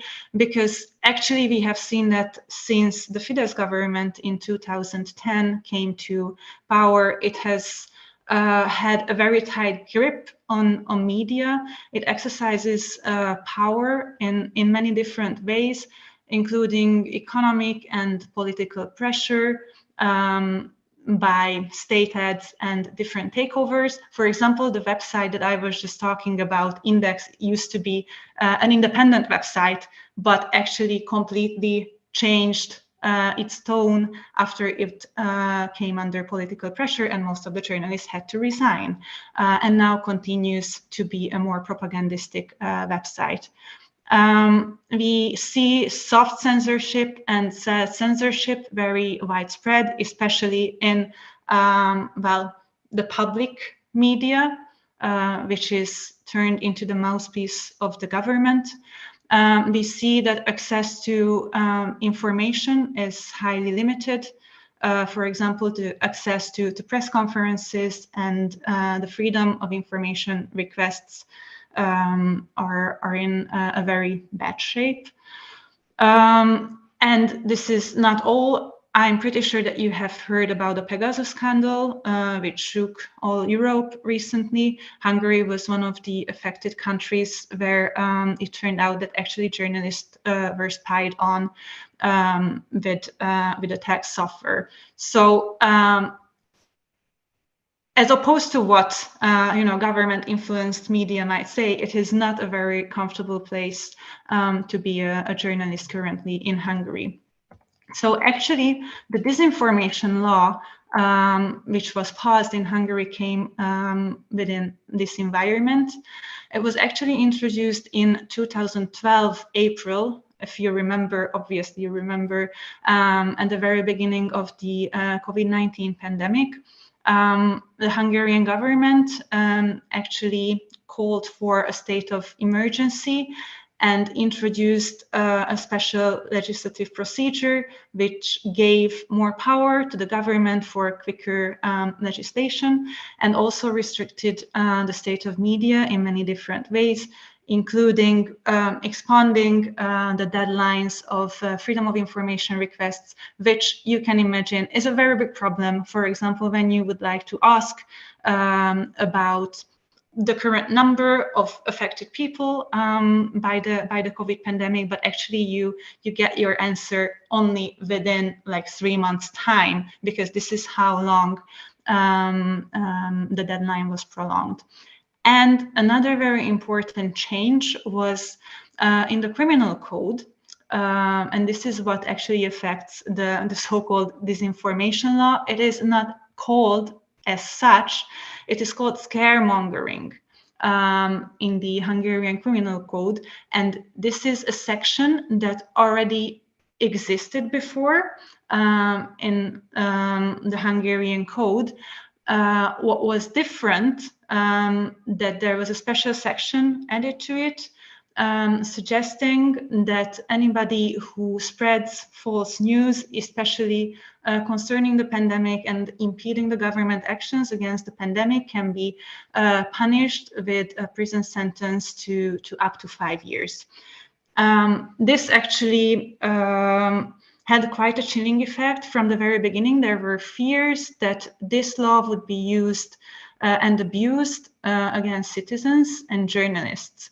The law was introduced in April, and actually around May, there were a couple of very unsettling cases when you could see news about citizens that were raided by police in the morning, computers confiscated, taken away for hearings because they posted, for example, about the situation in hospitals. These were very chilling cases, actually, but I have to say that ever since the implementation of the law didn't go further than these handful of cases.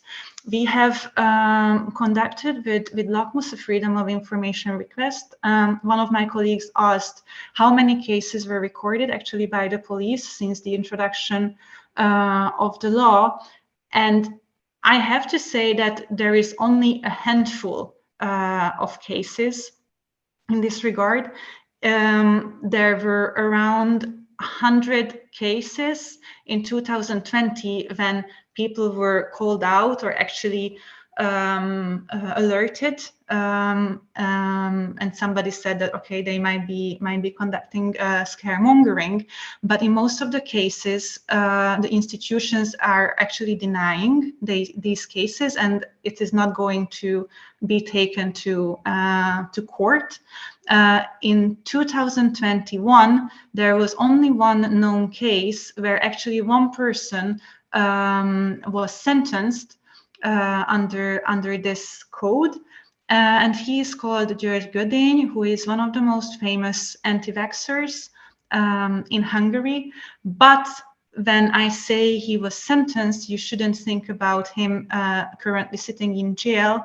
He was first sued to a 250 euro penalty, but in the end it was reduced at the next instance, and he only got like oral punishment in the end. So what we see, all in all, to cut it short, the Hungarian media ecosystem is very powerful in the hand of the government to actually spread any type of information, regardless whether it is true or not. the disinformation law is not used actually in a very wide sphere against citizens or journalists, but it's also not used against the highest levels of the political sphere, which is currently actively spreading disinformation on many topics. We have seen a very big uptake in disinformation regarding the war in Ukraine, and we see that actually those are the targets of political campaigns that are exposing falsehoods and misinformation, including journalists, including our journalists at fact-checking websites, saying that we are fake news, we are publishing disinformation, and this is a powerful tool considering the very centralized media landscape to actually reduce trust in journalists. So I hope that it was around 6 minutes. I'm sorry if I got a little bit over time, but yeah, that was great. Thank you. And I think it would be great to come back to you, Blanka, to talk about this question of the control of information, and especially in the context of the war. But I do want to move on, if we can, to the other speakers, and then we'll circle back with questions and discussion. Kerem, perhaps we could just move on to you. Access to information feels very critical in Turkey at the moment, following the earthquake and then with the elections coming up. Can you tell us about legislation, or the new legislation around disinformation? There's the new disinformation provision in the criminal code. Can you talk us through it and its impact on the ground? Hi, Tom. Sorry for the delay. Firstly, I think we need to put the new provision in context, because it has links with other provisions in the internet law and press law, and it's very new. The new disinformation provision was enacted in October 2022. So we have few applications, but it seems that there will be more in the coming months. The government generally enacts omnibus laws affecting different parts of freedom of expression, from press to internet, and that provision concerning disinformation was included in one of those omnibus laws. And as you know, Turkey is one of the leading countries in blocking websites and domain names, so there will be more possibility for the government to continue in this way. So this new law includes provisions concerning the press law. Now internet websites will be included in the press law. So the pressure and requirements for internet websites will increase. This is important because internet websites are the only alternative source of information in Turkey. Most of the mass media is controlled by the government, so this is quite important. And the new provision in the criminal code, which is Article 217A, is entitled overtly disseminating misleading information to the public, states that any person who overtly disseminates false information contrary to the facts about the internal and external security, public order, and public health, with the motive exclusively to create distress, fear, and panic among public, and in a manner conducive to disturb public peace, shall be sentenced to imprisonment from 1 to 3 years. The government claims that this is designed to protect Turkish citizens' rights online while combating disinformation and illegal content produced by false names and accounts. And they also claim that move falls in line with the regulations in Western countries, including United States, Germany, France, and United Kingdom. But as you can see from the provision that I already stated, this is not the case. So there are a lot of vague parts of the new provision. For instance, what is false and who will decide about what is false. This is very critical because public prosecutors will be able to ask social media companies to provide information about the users if they claim that they disseminate false information. So an anonymous account might be disclosed upon the request of public prosecutor if the prosecutor believes that this crime is committed. And the government explains that the telecommunication authority will have authority to provide what is fake, false, and what is right. Secondly, how can the motivation of the perpetrator can be understood? Because the provision says that with the motive exclusively to create distress, fear, and panic. This is not an objective element, a subjective one. The prosecutor will decide whether the suspect has the motive exclusively to create distress, fear, and panic among society. And what is conducive to disturb? Because we know that in recent application of Turkish criminal code, for instance, a famous singer was prosecuted to incite hatred and conducive to disturb public peace by criticizing religious schools. And she was detained, and she's still on trial for making a joke about religious schools. So for public prosecutors, this is enough to meet the elements of in a manner conducive to disturb public peace. And the provision does not include any safeguards. For instance, there is no distinction between facts and value judgment. So a lot of opinions that includes value judgment might be interpreted by judicial authorities as disseminating false information. Another problem might be the posting of other social media content. It's not clear whether an individual can be held accountable for sharing a popular account's content. And until now, we have seen a couple of examples of the implementation of that provision. One of them is very interesting. A journalist who was covering earthquake news in the city of Malatya was taken to police custody when he arrived into Ankara. And I was representing him during his interrogation. And there were very interesting questions posed to him. For instance, he covered the news about disposal of rubbles from the earthquake region. And the prosecutor asked, where did you learn this? Do you have any confirmation about this? He also made a news about a prison which was affected from earthquake. Inmates burned their cells in the earthquake, and he got a short clip of this burning. And once again, prosecutor asked him, from which source you got it?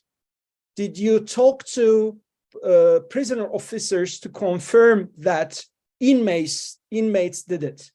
And in another case, this is interesting. The mayor of Ankara, he's a opposition party member, made a complaint about the environmental activists because this activist criticized municipality to construct in a university facility. And relying on information provided other people, he stated that they are cutting trees in the university campus to open a road in the campus.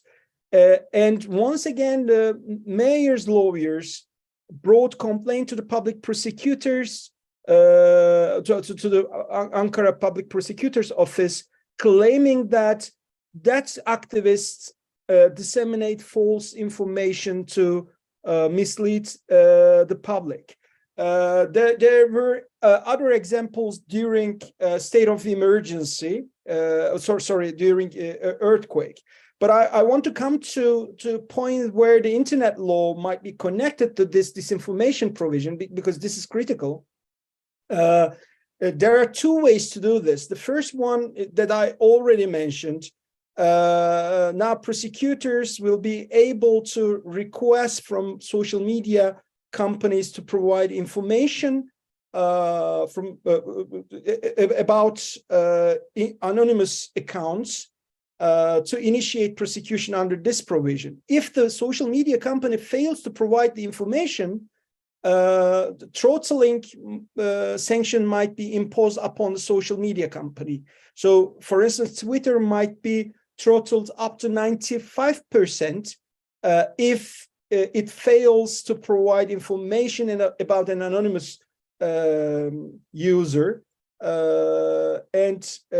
This is the first risk. The second thing is, which came within the same omnibus law, and it has been used twice very dangerously by the authorities. The new law gives the president to request from the telecommunication authority to take any kind of measure when the public order is threatened. Following Istanbul bombing in December, and on the second day after the earthquake, president requested from telecommunication authority to throttle Twitter. And in the second day of the earthquake, Twitter was inaccessible up to 10 or 12 hours. And no clear explanation has been made after this throttling, because they lifted this 10 hours later, the imposition of the sanction, but no clear explanation was provided by the authorities. But what they said, that there were a lot of false information spreads through social media, especially via Twitter.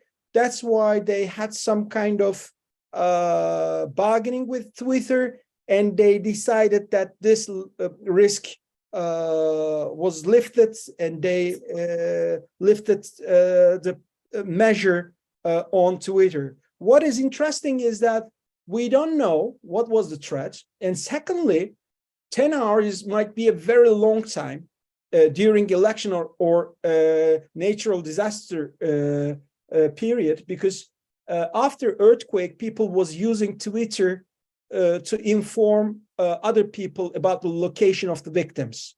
And for a very long time, they failed to do this. So the censorship relying on this misinformation or disinformation arguments cost lives of people during earthquake. We don't know whether the government will use the same measure during the election, but there's a real and serious concern about it to be implemented.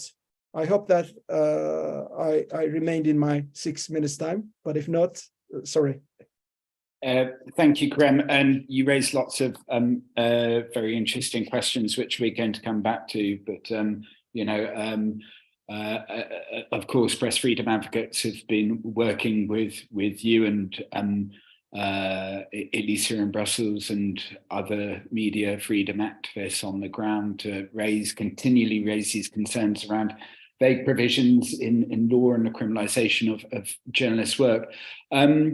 But before we come back to you, Tasos, I'd like to just ask you about the situation in Greece.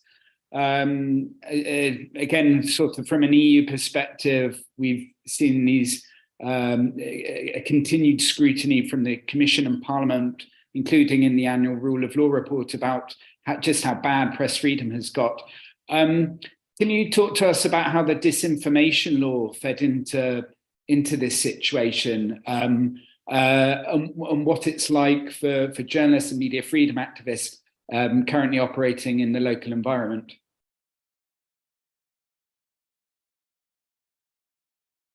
You're on mute.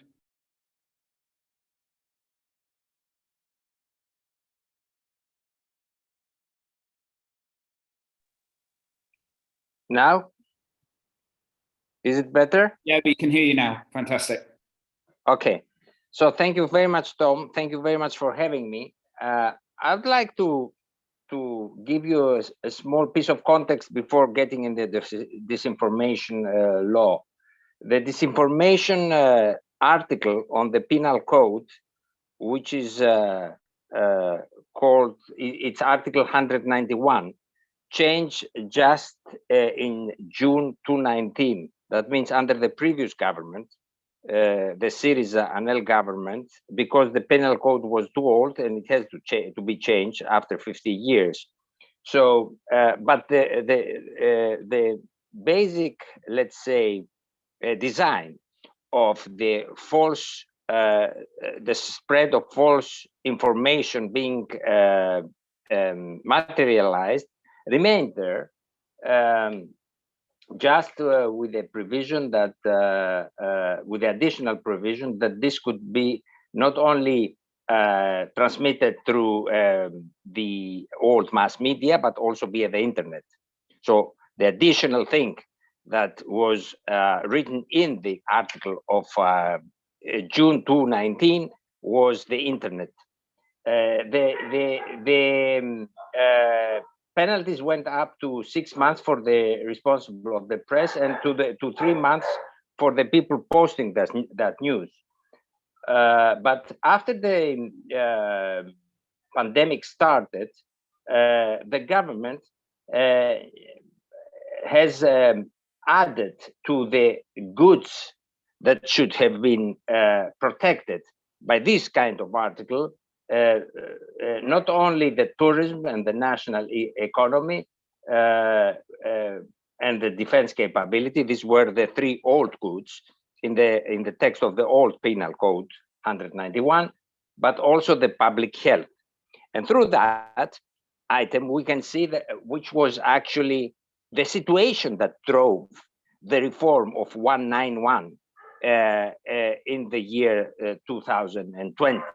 A lot of people used the platforms of Facebook and Twitter to post things about the vaccination and about the medicines that were used in the early stage of the pandemic. Then we had a wave of protest through the journalist unions. The European Union itself, Mrs. Jourova, was several times meeting with Greek officers, both in Brussels and in Athens, asking to change the article 191,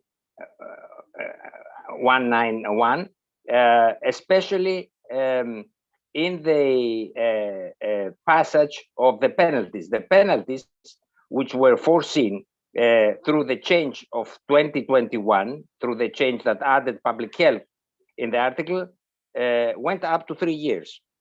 So that it was the, let's say, the Turkish measure, or I heard also my Hungarian colleague, it was also the less than what is happening, what is being measured in Hungary, but it was up to 3 years. So these 3 years caused a tremendous reaction in the media in Greece. Even the official Union of Journalists tried behind the scenes to lobby the minimizing of that kind of penalties. But this was also bound in the latest reform of 2021 with the so-called identifying the real owner of the media that should also be sanctioned. It was literally turned to the internet media, and a lot of them had no clear owner in their agendas, in their identity cards, let's say. So the legislation targeted also to find out who was the owner of that media. The Prime Minister Mitsotakis then went to Washington, that was protesting also for that regulation. And then he said to an interview with David Ignatius that if it was up to him, he would have changed the law, which was a kind of peculiar for us because it was him that introduced the law. So silently and without great taratajum, the government, after a meeting with Mrs. Jourova later in autumn 2022, changed the law back, scratching all the penalties for journalists except from the owners of the media, and more or less keeping the design as it was delivered to them by the previous government in June 2019. Let me say what this meant in practice. We had very few cases of people, not people of the civil society or of the press, but more or less of the anti-vaccine scene that have been prosecuted on the basis of that law. In the year 2021, a very famous lawyer that was trying to persuade the people not to join the emergency rooms of the hospitals. And more or less, this legislation was left at acta. Until now, we haven't seen more than what was written on the paper. Thank you very much. Thank you. Well, look, I just want to come back to a couple of things. I mean, firstly, Kerem, you mentioned the role of this question of the platforms and possible sanctions on the platforms. Can you talk us through very quickly, because we're already running out of time, what their response has been, and has the response been enough? I mean, the internet law has been amended 14 times, Tom, and every time the pressure on different actors increased. And in the last two amendments, the main target was the social media companies. And in 2020, when the 13th amendment was made, they were required to appoint a representative to receive requests from the Turkish authorities. But they established this representatives out of Turkey because the law allowed them to do so. But this time, with the law introduced in October 2022, there is no escape for social media companies, but there's a time limit for that appointment. It's 6 months, and this 6 months will end next month in April. So we will see whether they will appoint a representative in Turkey, because according to the new law, the representative should be either a Turkish citizen or a Turkish company based in Turkey. So they will be required to implement the requests. Until so far, to the best of my knowledge, none of the leading social media companies complied with this requirement. But if they fail to do so, there's another provision which enables Turkish authorities to throttle social media companies. So either they will appoint someone and they will have to implement these new provisions, or they will not appoint and they will face the consequences. So it's catch-22 for the social media companies. They haven't made any official statement about this, but from the position of Twitter following earthquake, I guess they will appoint someone. This is the position of, I mean, this is my perception, the position of new Musk administration, but we will see. We will see. It seems like there's an awful lot for us to be monitoring as a press freedom community. But Blanka, let's also just come back to this question of the broader challenge of disinformation. You mentioned this powerful ecosystem, and obviously the way that Hungary is set up with a very skewed media market, that independent journalism is under significant pressure. Lakmusz does important work with fact-checking, but what can be done at national level to actually, let's say, re-challenge this wave of disinformation, pro-government disinformation potentially that you argued is happening, especially in the context of the war? Yeah, if you're asking me what can be done at national level, it would suppose that, somebody that is an actor at the national level can take actions. But if the will is missing, then it's a bit difficult. And I can talk about, what initiatives journalists themselves can have to actually, spread correct information on a national level. So this is what we are trying to do actually with different methods. For example, actually not trying to fact check all pieces of disinformation, because we would be losing that battle, because we are 5 journalists currently working on Lakmusz, and we have a little bit more than that disinformation circulating around.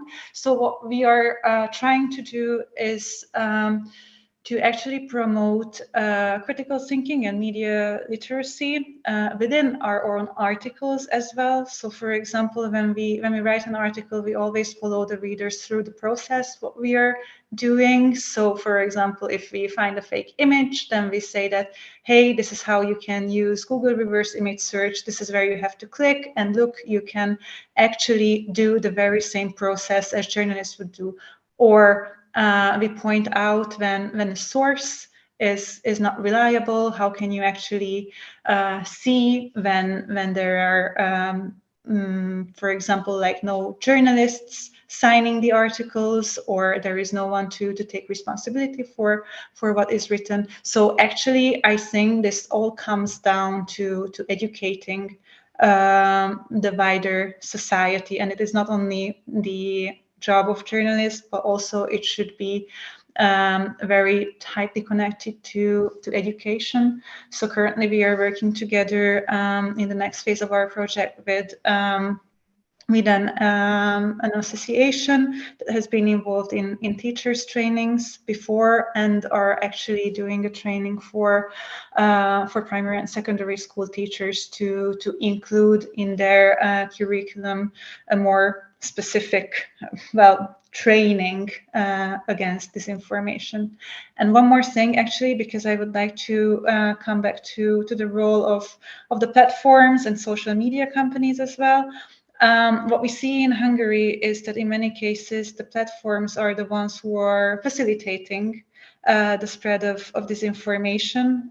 For example, placing political messages supported by ads at a very large scale, and this is actually also what is the reason why this media ecosystem is even spreading to the social media. And here we see that the platforms are trying to step up their game and actually introduce the third-party fact-checking program in Hungary. What we see here is that it is done by one person for the Hungarian language. So you can imagine the efficiency of that. And also Facebook's third-party fact-checking program does not deal with specifically with news which are connected to politics. So actually this is down to journalists that are working on the ground. I'm always optimistic, and I see that there is a great thirst and interest in people still in Hungary for quality information. So I think it's not a lost case, just a difficult one. Thank you. Well, look, I know that we need to close the session at 3 o'clock. I just feel that we could have unpacked these issues over a day or two. I'd just like to take the time to thank the panelists for your interventions, also to thank the participants listening into the meeting, to the session, and also thanking the European Centre for Press and Media Freedom and for hosting the event. And wishing you all an excellent afternoon, and hopefully I'll be seeing you at the next panel on the EU rule of law mechanism. Thank you very much. Thank you. Thank you. Bye. Thank you. Bye.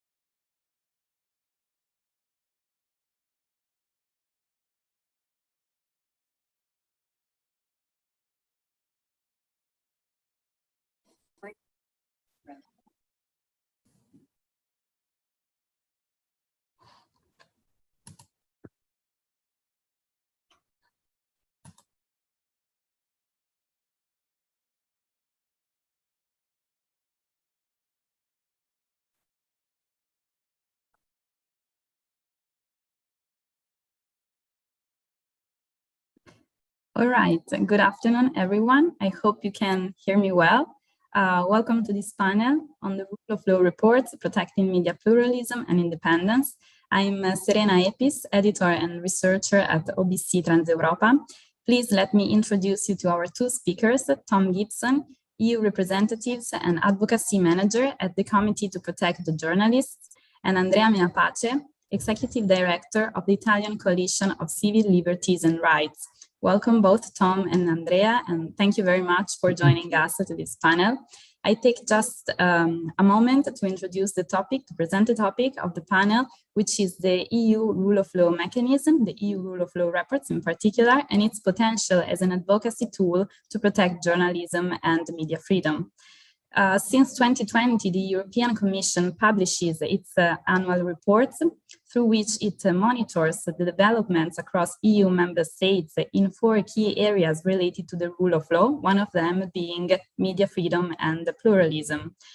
For the first time last year, the European Commission also included some recommendations addressed to member states. And in preparing the reports, the European Commission consults not only relevant and competent national authorities, but also other relevant stakeholders such as civil society organizations. The monitoring exercise of the European Commission can indeed benefit the work of civil society organizations that work for the protection of fundamental rights, such as the freedom of expression.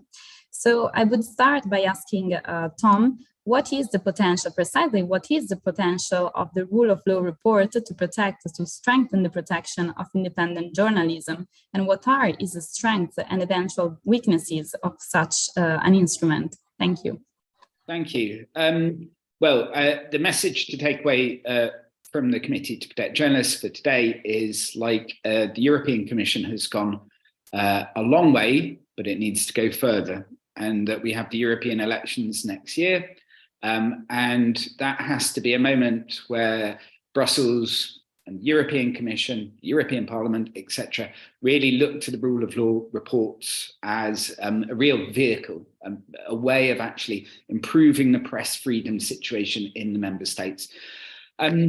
I mean, let me just take a little step back, because we do have to acknowledge just how far this has gone. I started with the Committee to Protect Journalists in 2017. One of the first meetings I had was with MEP Sophie in 't Veld, a Dutch Liberal MEP who had been pushing this within Parliament. We'd done a report on the rule of law mechanism, but this really at that stage was, it was a dream. It really was a dream. And then since then, Brussels woke up very much to the threat that the Liberal governments were putting on the EU. Obviously, the two examples, Hungary and Poland, the usual suspects, we know all about them. And then in 2017 and 18, the murders of Daphne Caruana Galizia in Malta and also Jan Cusack in Slovakia. Then changed to 2019, I would say that the elections, the mandate of the new Commission, we saw the European Democracy Action Plan, we saw a whole raft of different reforms, and one of those is the rule of law mechanism. So I just want to say that, we've come an awful long way, and that back in those days, back in 2017, there was a lot more, I'd say, pressure on the Commission around not overstepping the mark in terms of what it could or couldn't say towards member states. And I think this is a very important aspect of the discussion today, because there's this constant battle between what Brussels can do and what the member states will allow Brussels to do.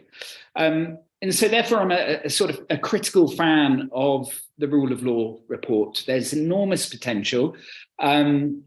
But we need more political pressure, both from the Council, but also from the European Commission. I mean, I can go a little bit into the report itself. I mean, look, there are certain challenges that we see. We would like to have a bit more coordination, transparency with civil society groups and the Commission. Country missions do occur, but they aren't something that necessarily we can all engage in or follow. civil society makes inputs for the rule of law reports, but again, the methodology isn't necessarily something which we can see. And so I think there's a level of frustration amongst certain civil society groups around their inputs. We pushed for a long time to have recommendations, and recommendations were key to this process. If you're going to actually put benchmarks in and we're going to see progress one way or the other as to whether or not things are improving, we have to be able to articulate what our demands actually are. And so we were very happy when recommendations were suddenly included last year. But then, again, this is my reading of it, the recommendations just aren't specific or measurable enough. You know, they're very general. What we really need is very clear demands put to the member states, which both we can use as these sort of benchmarks for seeing progress, but also ways that we can very easily engage and understand what's happening nationally, and ways that national press freedom advocates can also work with the likes of myself in Brussels, so that we can have a joint conversation around what actually needs to take place at national level. I think we should turn this into a discussion, so I'm going to stop there. But look, I do think something that is positive about this process is that the Commission has always been open to our recommendations on how to improve the process. It hasn't been fixed from the start. The Commission did listen to us about including recommendations. I do think that they're hearing us around, this demand to make them more precise, to make them more measurable. We saw the inclusion of public service media, which had previously been omitted. So they are open to improving the process. But as I said, I mean, it's going to be a very important moment next year with elections to really put forward our arguments for making this work. You know, the test here is that we actually, if we're going to have this conversation in 5 years' time, we'll be able to see that the rule of law reports do influence things nationally, and that journalists are saying this is a great process, and we can see the difference because of it.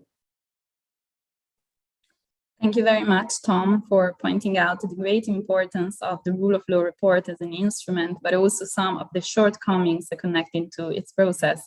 I will leave the floor to you, Andreas, straight away. I just wanted to point out that the Italian Coalition for Civil Liberties and Rights is one of the Italian civil society organizations that works on the rule of law mechanism of the Commission at national level, but also at the European level as part of the Liberties Coalition. So my question for you is, what is the experience of the Italian coalition on the rule of law report? Does this European instrument have a visibility among civil society in the Italian context, and also in the public debate and within the media landscape? Thank you, Serena. And I couldn't agree more with Tom about the process and how we started and how we can improve it. We push with our partner Liberties to have this mechanism, and now we are in the process to participate. And as far as we see from a national point of view, at least in Italy, there is not like such a huge debate around the report and the findings, probably because of the political climate, but also because of the way the report has been designed is potentially still on paper. What we are doing now, what we have done this year compared to the last year, was to try to engage with as many organizations as possible around drafting the content, and then we organize the drafts of a kind of shadow report, and then we partner with Liberties to combine a report covering most of the European countries, which is good in terms of the process, in terms of engaging, but we haven't seen such an interest from media organization, because it looks from the outside, it still looks like something on top of something else. Like there are many reports, there are many organizations looking at what's happening in the country, but very few of these experiments see things happening in between reports. So what we would like to see next is the European Commission to step up its game in terms of the mechanism. They are open to suggestions, and this is great. At the same time, what we would like to see is like more specific recommendation in order to steer a debate at the national level.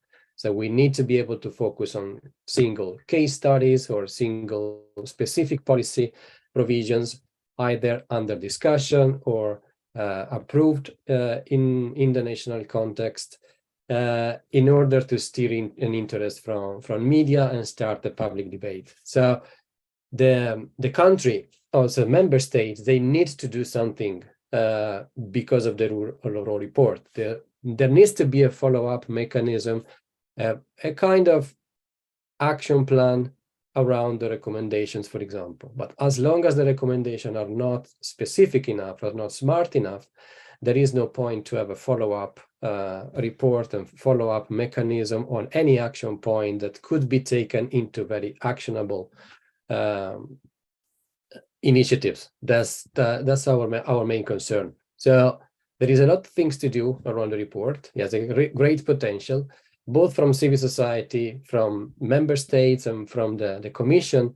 There needs to be, I think, more investment in making this real and living up to the full potential of this mechanism. In the future, of course, as a civil society organizations working on human rights, we are never satisfied by the level of freedom and civil liberties that we have, but we could start thinking about how to improve it in the very short term as well. So yeah, that's our experience so far. So it's not like, it's a shared responsibility. Thank you, Andrea, also for giving these insights into the Italian context. Well, as a follow-up question that I would like to address to both of you, I actually wanted to ask you, maybe going more in specific on what is the way ahead. You already mentioned some issues that should be addressed, for example, concerning the recommendation. You said recommendation should be more specific, there should be a follow-up mechanism. So my question for you is, what could be done actually to strengthen this instrument so that it can actually have an effect, be more effective in changing the situation on the ground concerning the rule of law? What is your opinion, your ideas on this? I will start maybe, I don't know, Andrea or Tom, you decide. Yeah. I think one very practical improvement could be for the member states to be able to open up a consultation, for example, on the findings of the rule of law report, see some commitments from the government in order to improve the situation on the ground. That could be something that I think is very, very doable. And it doesn't need a lot of investment, a lot of effort from the member states. That's definitely something that could be seen in the future. But also the European Commission telling member states, look, you need, for example, to publish the rule of law report, to disseminate the rule of law report, to have some kind of reaction on that. Otherwise, it's going to be business as usual, because there are many reports about what's happening on media freedom, on other kind of issues. And we need to focus on the lively stuff between reports. So it's too long to wait 12 months to see what is happening in one country. We should have a rapid reaction in terms of conversation, in terms of debate, in terms of policy action, together with other organizations. But also they should, for example, they should make the member states open at least one national debate around the rule of law report. They have to do it in order to make this instrument more effective. Of course, what we would like to see is conditionality, but this is not going to happen very soon, unfortunately. But conditionality to access EU funds according to how you score on the rule of law report would be the greatest achievement possible.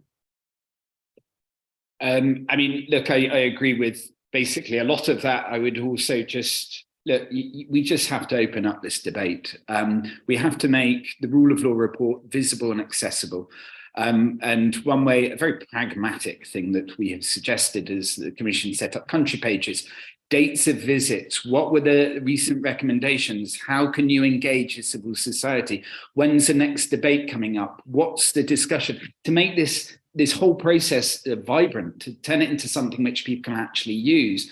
Yeah, I mean, I think that there's also a bit of an elephant in the room here, which is that, you know, what we're seeing around Europe is this sort of political toing and froing between more populist or illiberal governments or political parties or figures, with perhaps a more sort of centralist or perhaps liberal other side of the fence.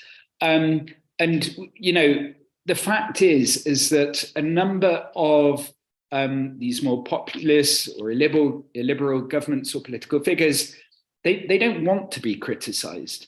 And we also have to frame press freedom within the other areas of assessment, which include justice and corruption and institutional checks and balances. You know, what we're seeing in so many different EU member states is people deliberately trying to control laws and institutions so that they can retain political power. That's what they're trying to do, and they don't want to be criticized. So we have to say, in order for this process to really work, we have to open up that space for real engagement with civil society, and we have to talk about the nuts and bolts around constructive criticism and what needs to take place on the ground. Also, it's a great way of seeing through national implementation of the EU's press freedom reforms, like the Journalist Safety Recommendation of 2021. Hopefully, like the implementation, the successful implementation of the European Media Freedom Act, of the Anti-SLAPP Directive in the future, when they're transposed into national laws. This mechanism would allow for that level of oversight.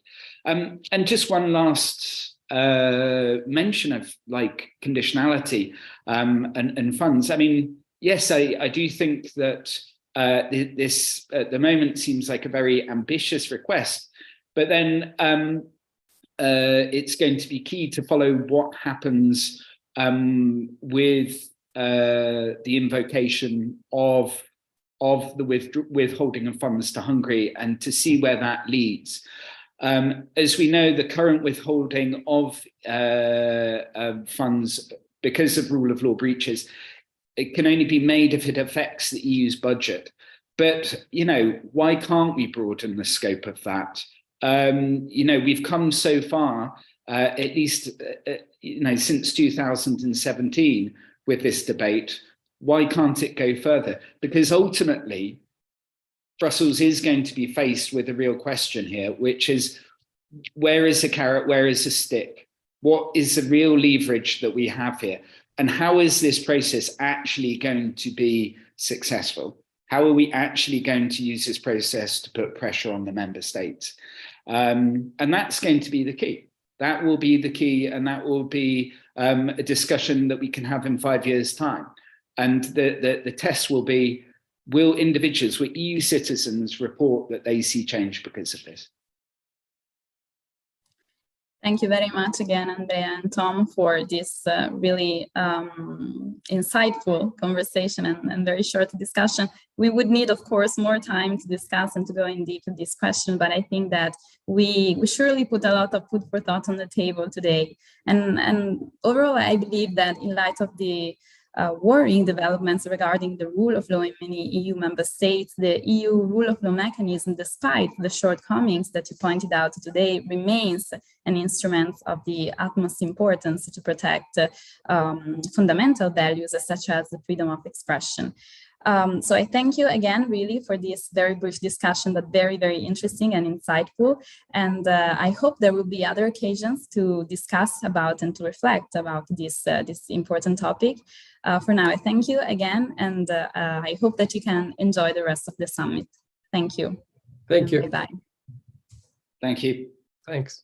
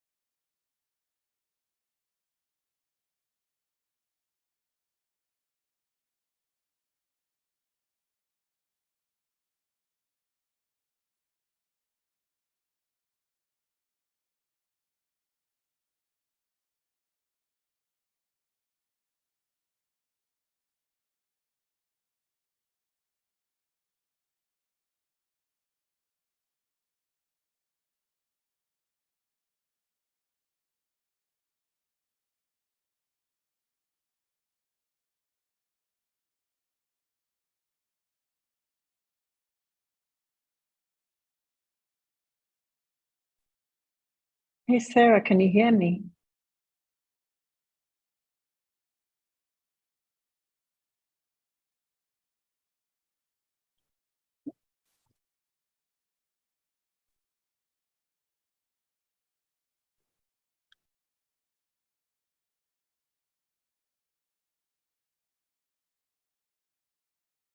Sarah, can you hear me?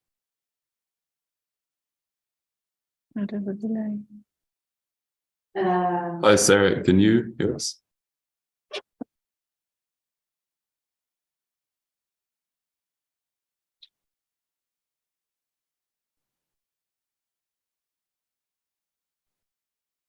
Can you hear us, Sarah?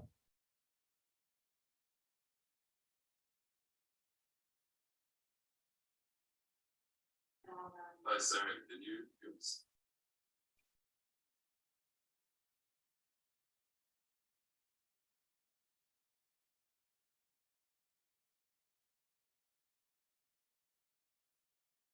Can you hear us, Sarah?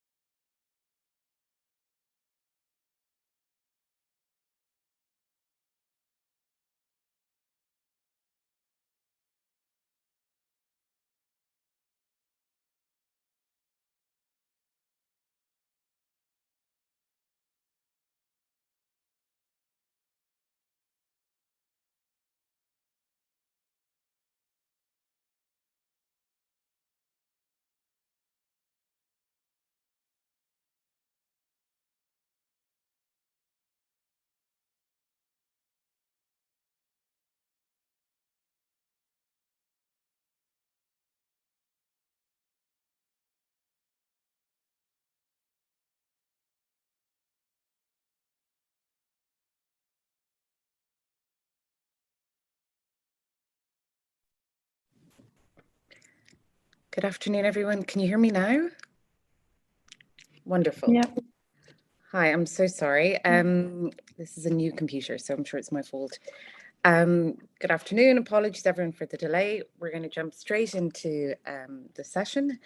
The public inquiry into the assassination of Daphne Caruana Galizia in Malta has been a landmark mechanism in terms of addressing impunity for the assassination of journalists. It is our contention that whenever a journalist is murdered, a mechanism like the public inquiry should be triggered. I'm going to turn to Therese. I can hear some echo, so Therese, I'm going to mute myself, but my first question is really if you could, as the main lawyer on the public inquiry, if you could give a bit of background about how you came to advocating for the establishment of a public inquiry, which was only the second in Maltese history, and how you went about establishing it and what the outcome was in the case in Malta.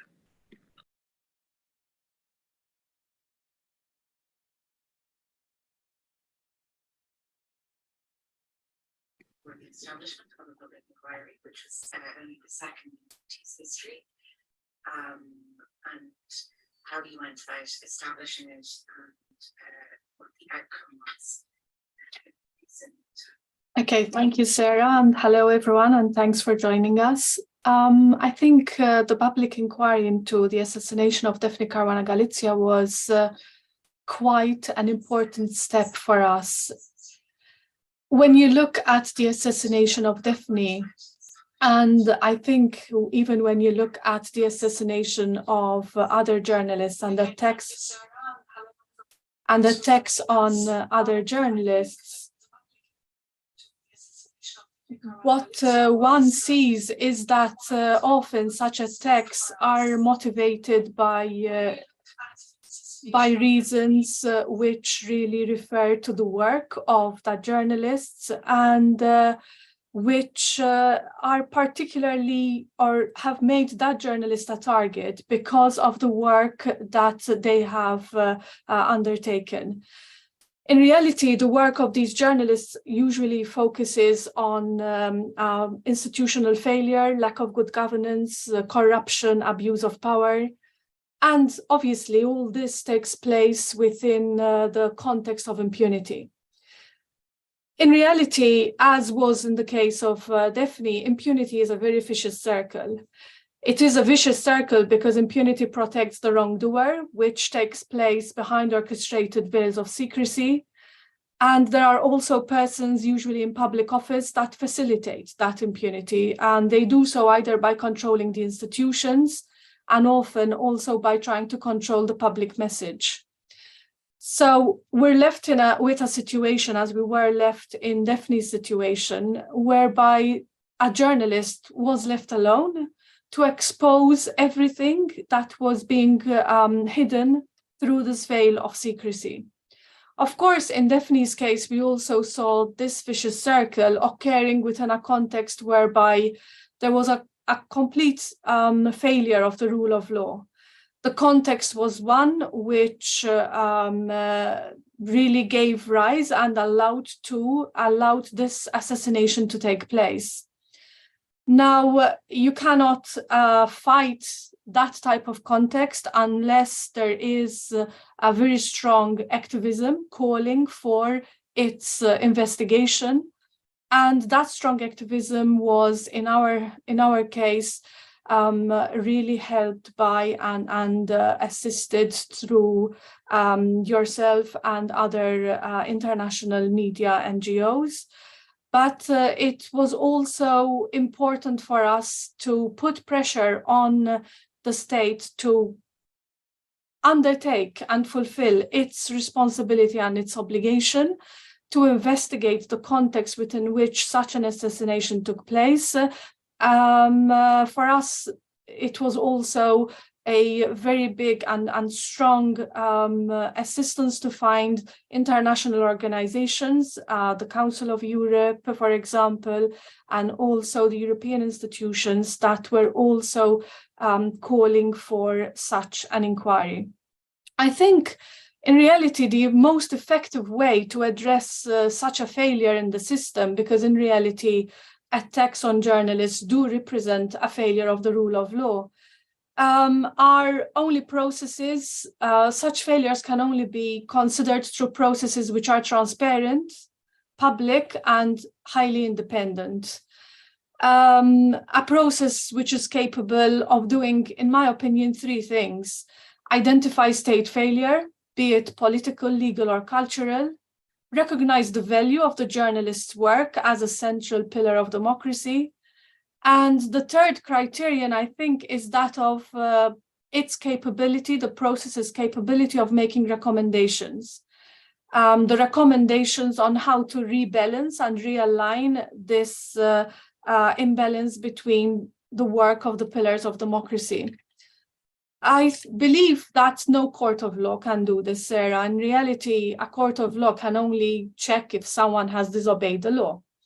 But this type of inquiry, a public inquiry, is really an authoritative and objective voice, which is capable not just of informing the public by exposing the political culture of impunity, and therefore that makes it able to bring about and influence a cultural change, but it is also capable of addressing institutional and legal frameworks. And calling for this public inquiry was also important because such an inquiry, such a process, is also capable of shifting the focus onto the need of bringing back or of developing an enabling environment for press freedom. And this, in reality, is the process which realigns the imbalance that would have been created in the democratic process. However, Sarah, as you've often repeated and stated, the report of the public inquiry alone is not magic. Everything that we've been through to bring about and call for a public inquiry and live through it and pass through it, I think we're reliving it now again because the implementation of that report is really part of the magic rather than the report itself. And from our experience, I believe that the benefits of a public inquiry can only then be fully reaped if the process is capable of looking at international standards, assessing whether the context in which the assassination or the attack took place fell short of those international standards, and also recommend on what is needed to reach those standards. But there's another step, and the other step is fighting for a political will to bring about that change. And I think to do that, we still need much more activism from civil society. We also need journalists to demand and to claim their role in society. And that hopefully will then bring about the political will to implement these recommendations. Thanks, Therese. Cora, as Daphne's sister, you and Daphne's family had to fight very hard for this inquiry to be set up at all. We saw from the findings of the inquiry and the recommendations that were published in July, not of last year, but of the year before, right? 2021. We've had one anniversary and we're coming up, unfortunately, almost 2 years. Could you give us, a very, I know we're short on time, but could you tell us where we are with those recommendations and where we want to go? And this is also a moment where the, just to say to all of the attendees, if you have questions for Therese and Cora, to please put them in the chat box. But I know, Cora, we actually only have 5 minutes. We might ask for a little bit of grace because we started. But if we could, if you could just give us an overview of where we are. Thanks. So where we are, so almost 2 years after the public inquiry report was published, only one of the recommendations has been implemented, and that was the government setting up a committee of experts. And the committee of experts has been tasked with terms of reference that ignore half the recommendations, and that half of those recommendations are to do with the rule of law. The recommendations that the committee is addressing concern journalism itself as a profession, and the report that it has already been presented to government, that they had presented to government last year, 87% of what they asked the government to do was put into legislation and rushed into parliament. And then there was public outrage against that, and that process has been frozen. So almost 2 years after the report was published, nearly 6 years after Daphne was killed, the conditions that led to her murder still prevail, unfortunately. The exceptional difference is the existence of a committee, but the committee does not have any executive power and cannot write anything into the legislation or change anything to do with our institutions. So we are actually not in a better place, because we are now living in a situation where a journalist has been killed. It's not just a possibility, it is a fact. And those conditions have not changed. Thanks, Cora. Maybe if I could start with another question that we've had, unfortunately, we've had 3 subsequent murders of journalists in the EU. And it's something, we look to Malta because of what you achieved there in terms of a public inquiry. Now, while public inquiries, that follow in the exact model of Malta aren't possible, particularly in some civil law jurisdictions. What we say is that it doesn't have to follow the model exactly, but there are some key criteria that can be used and can be replicated. Maybe either to Cora or Therese, what would you advise, for other, countries, maybe in particular in Greece, but also in Slovakia, what are the kind of key criteria that you would advise campaigners and families to follow? I think maybe Therese should go first on that. Okay. I think what is really key after this experience is that the process must be public. That is, the process must be capable of doing really what the journalist was trying to do, bring to light what was really happening. I think that was one of the things that was really important in our public inquiry process, that all of a sudden you could show, because everyone could listen and journalists could report the testimony that was being collected. So the public could really understand the context, the political context, the economical, the social context within which impunity was working. And I think the best way of exposing that impunity is really through such a public and transparent process. Then I think one would also need to emphasize the need to have specific terms of reference that are given to such a process. And definitely they need to include the consideration of state failings and the consideration of a failure of the rule of law, and whether there is an enabling environment for journalists. I think this is important because of the conflicting situation in which impunity and organized crime and corruption and abuse of power put journalists in. The more impunity that there is, the more corruption that there is, the more abuse of power that there is, the higher the risk for journalists. So I think verifying whether there is an enabling environment for journalists, that is really important.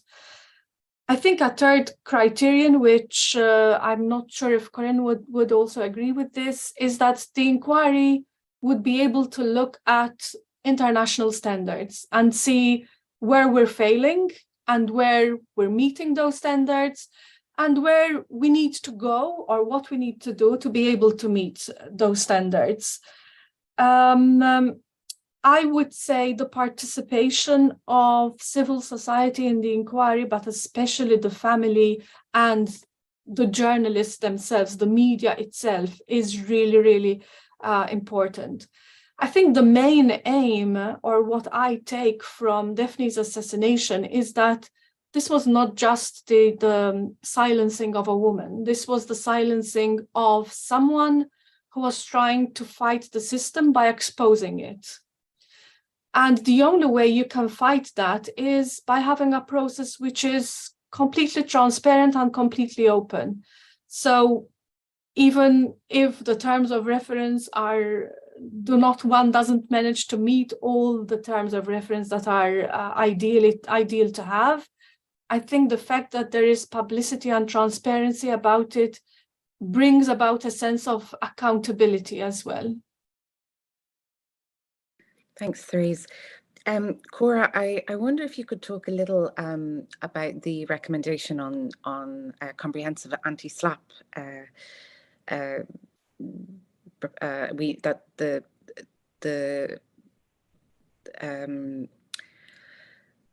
The report and the public inquiry identified that SLAPPs were a key problem, and that we needed comprehensive anti-SLAPP legislation in Malta. As many of the people listening today know, it was Daphne who spurred a movement across Europe, an anti-SLAPP movement, and we now have a set of proposals at the Brussels level of an anti-SLAPP directive, which is known as Daphne's Law.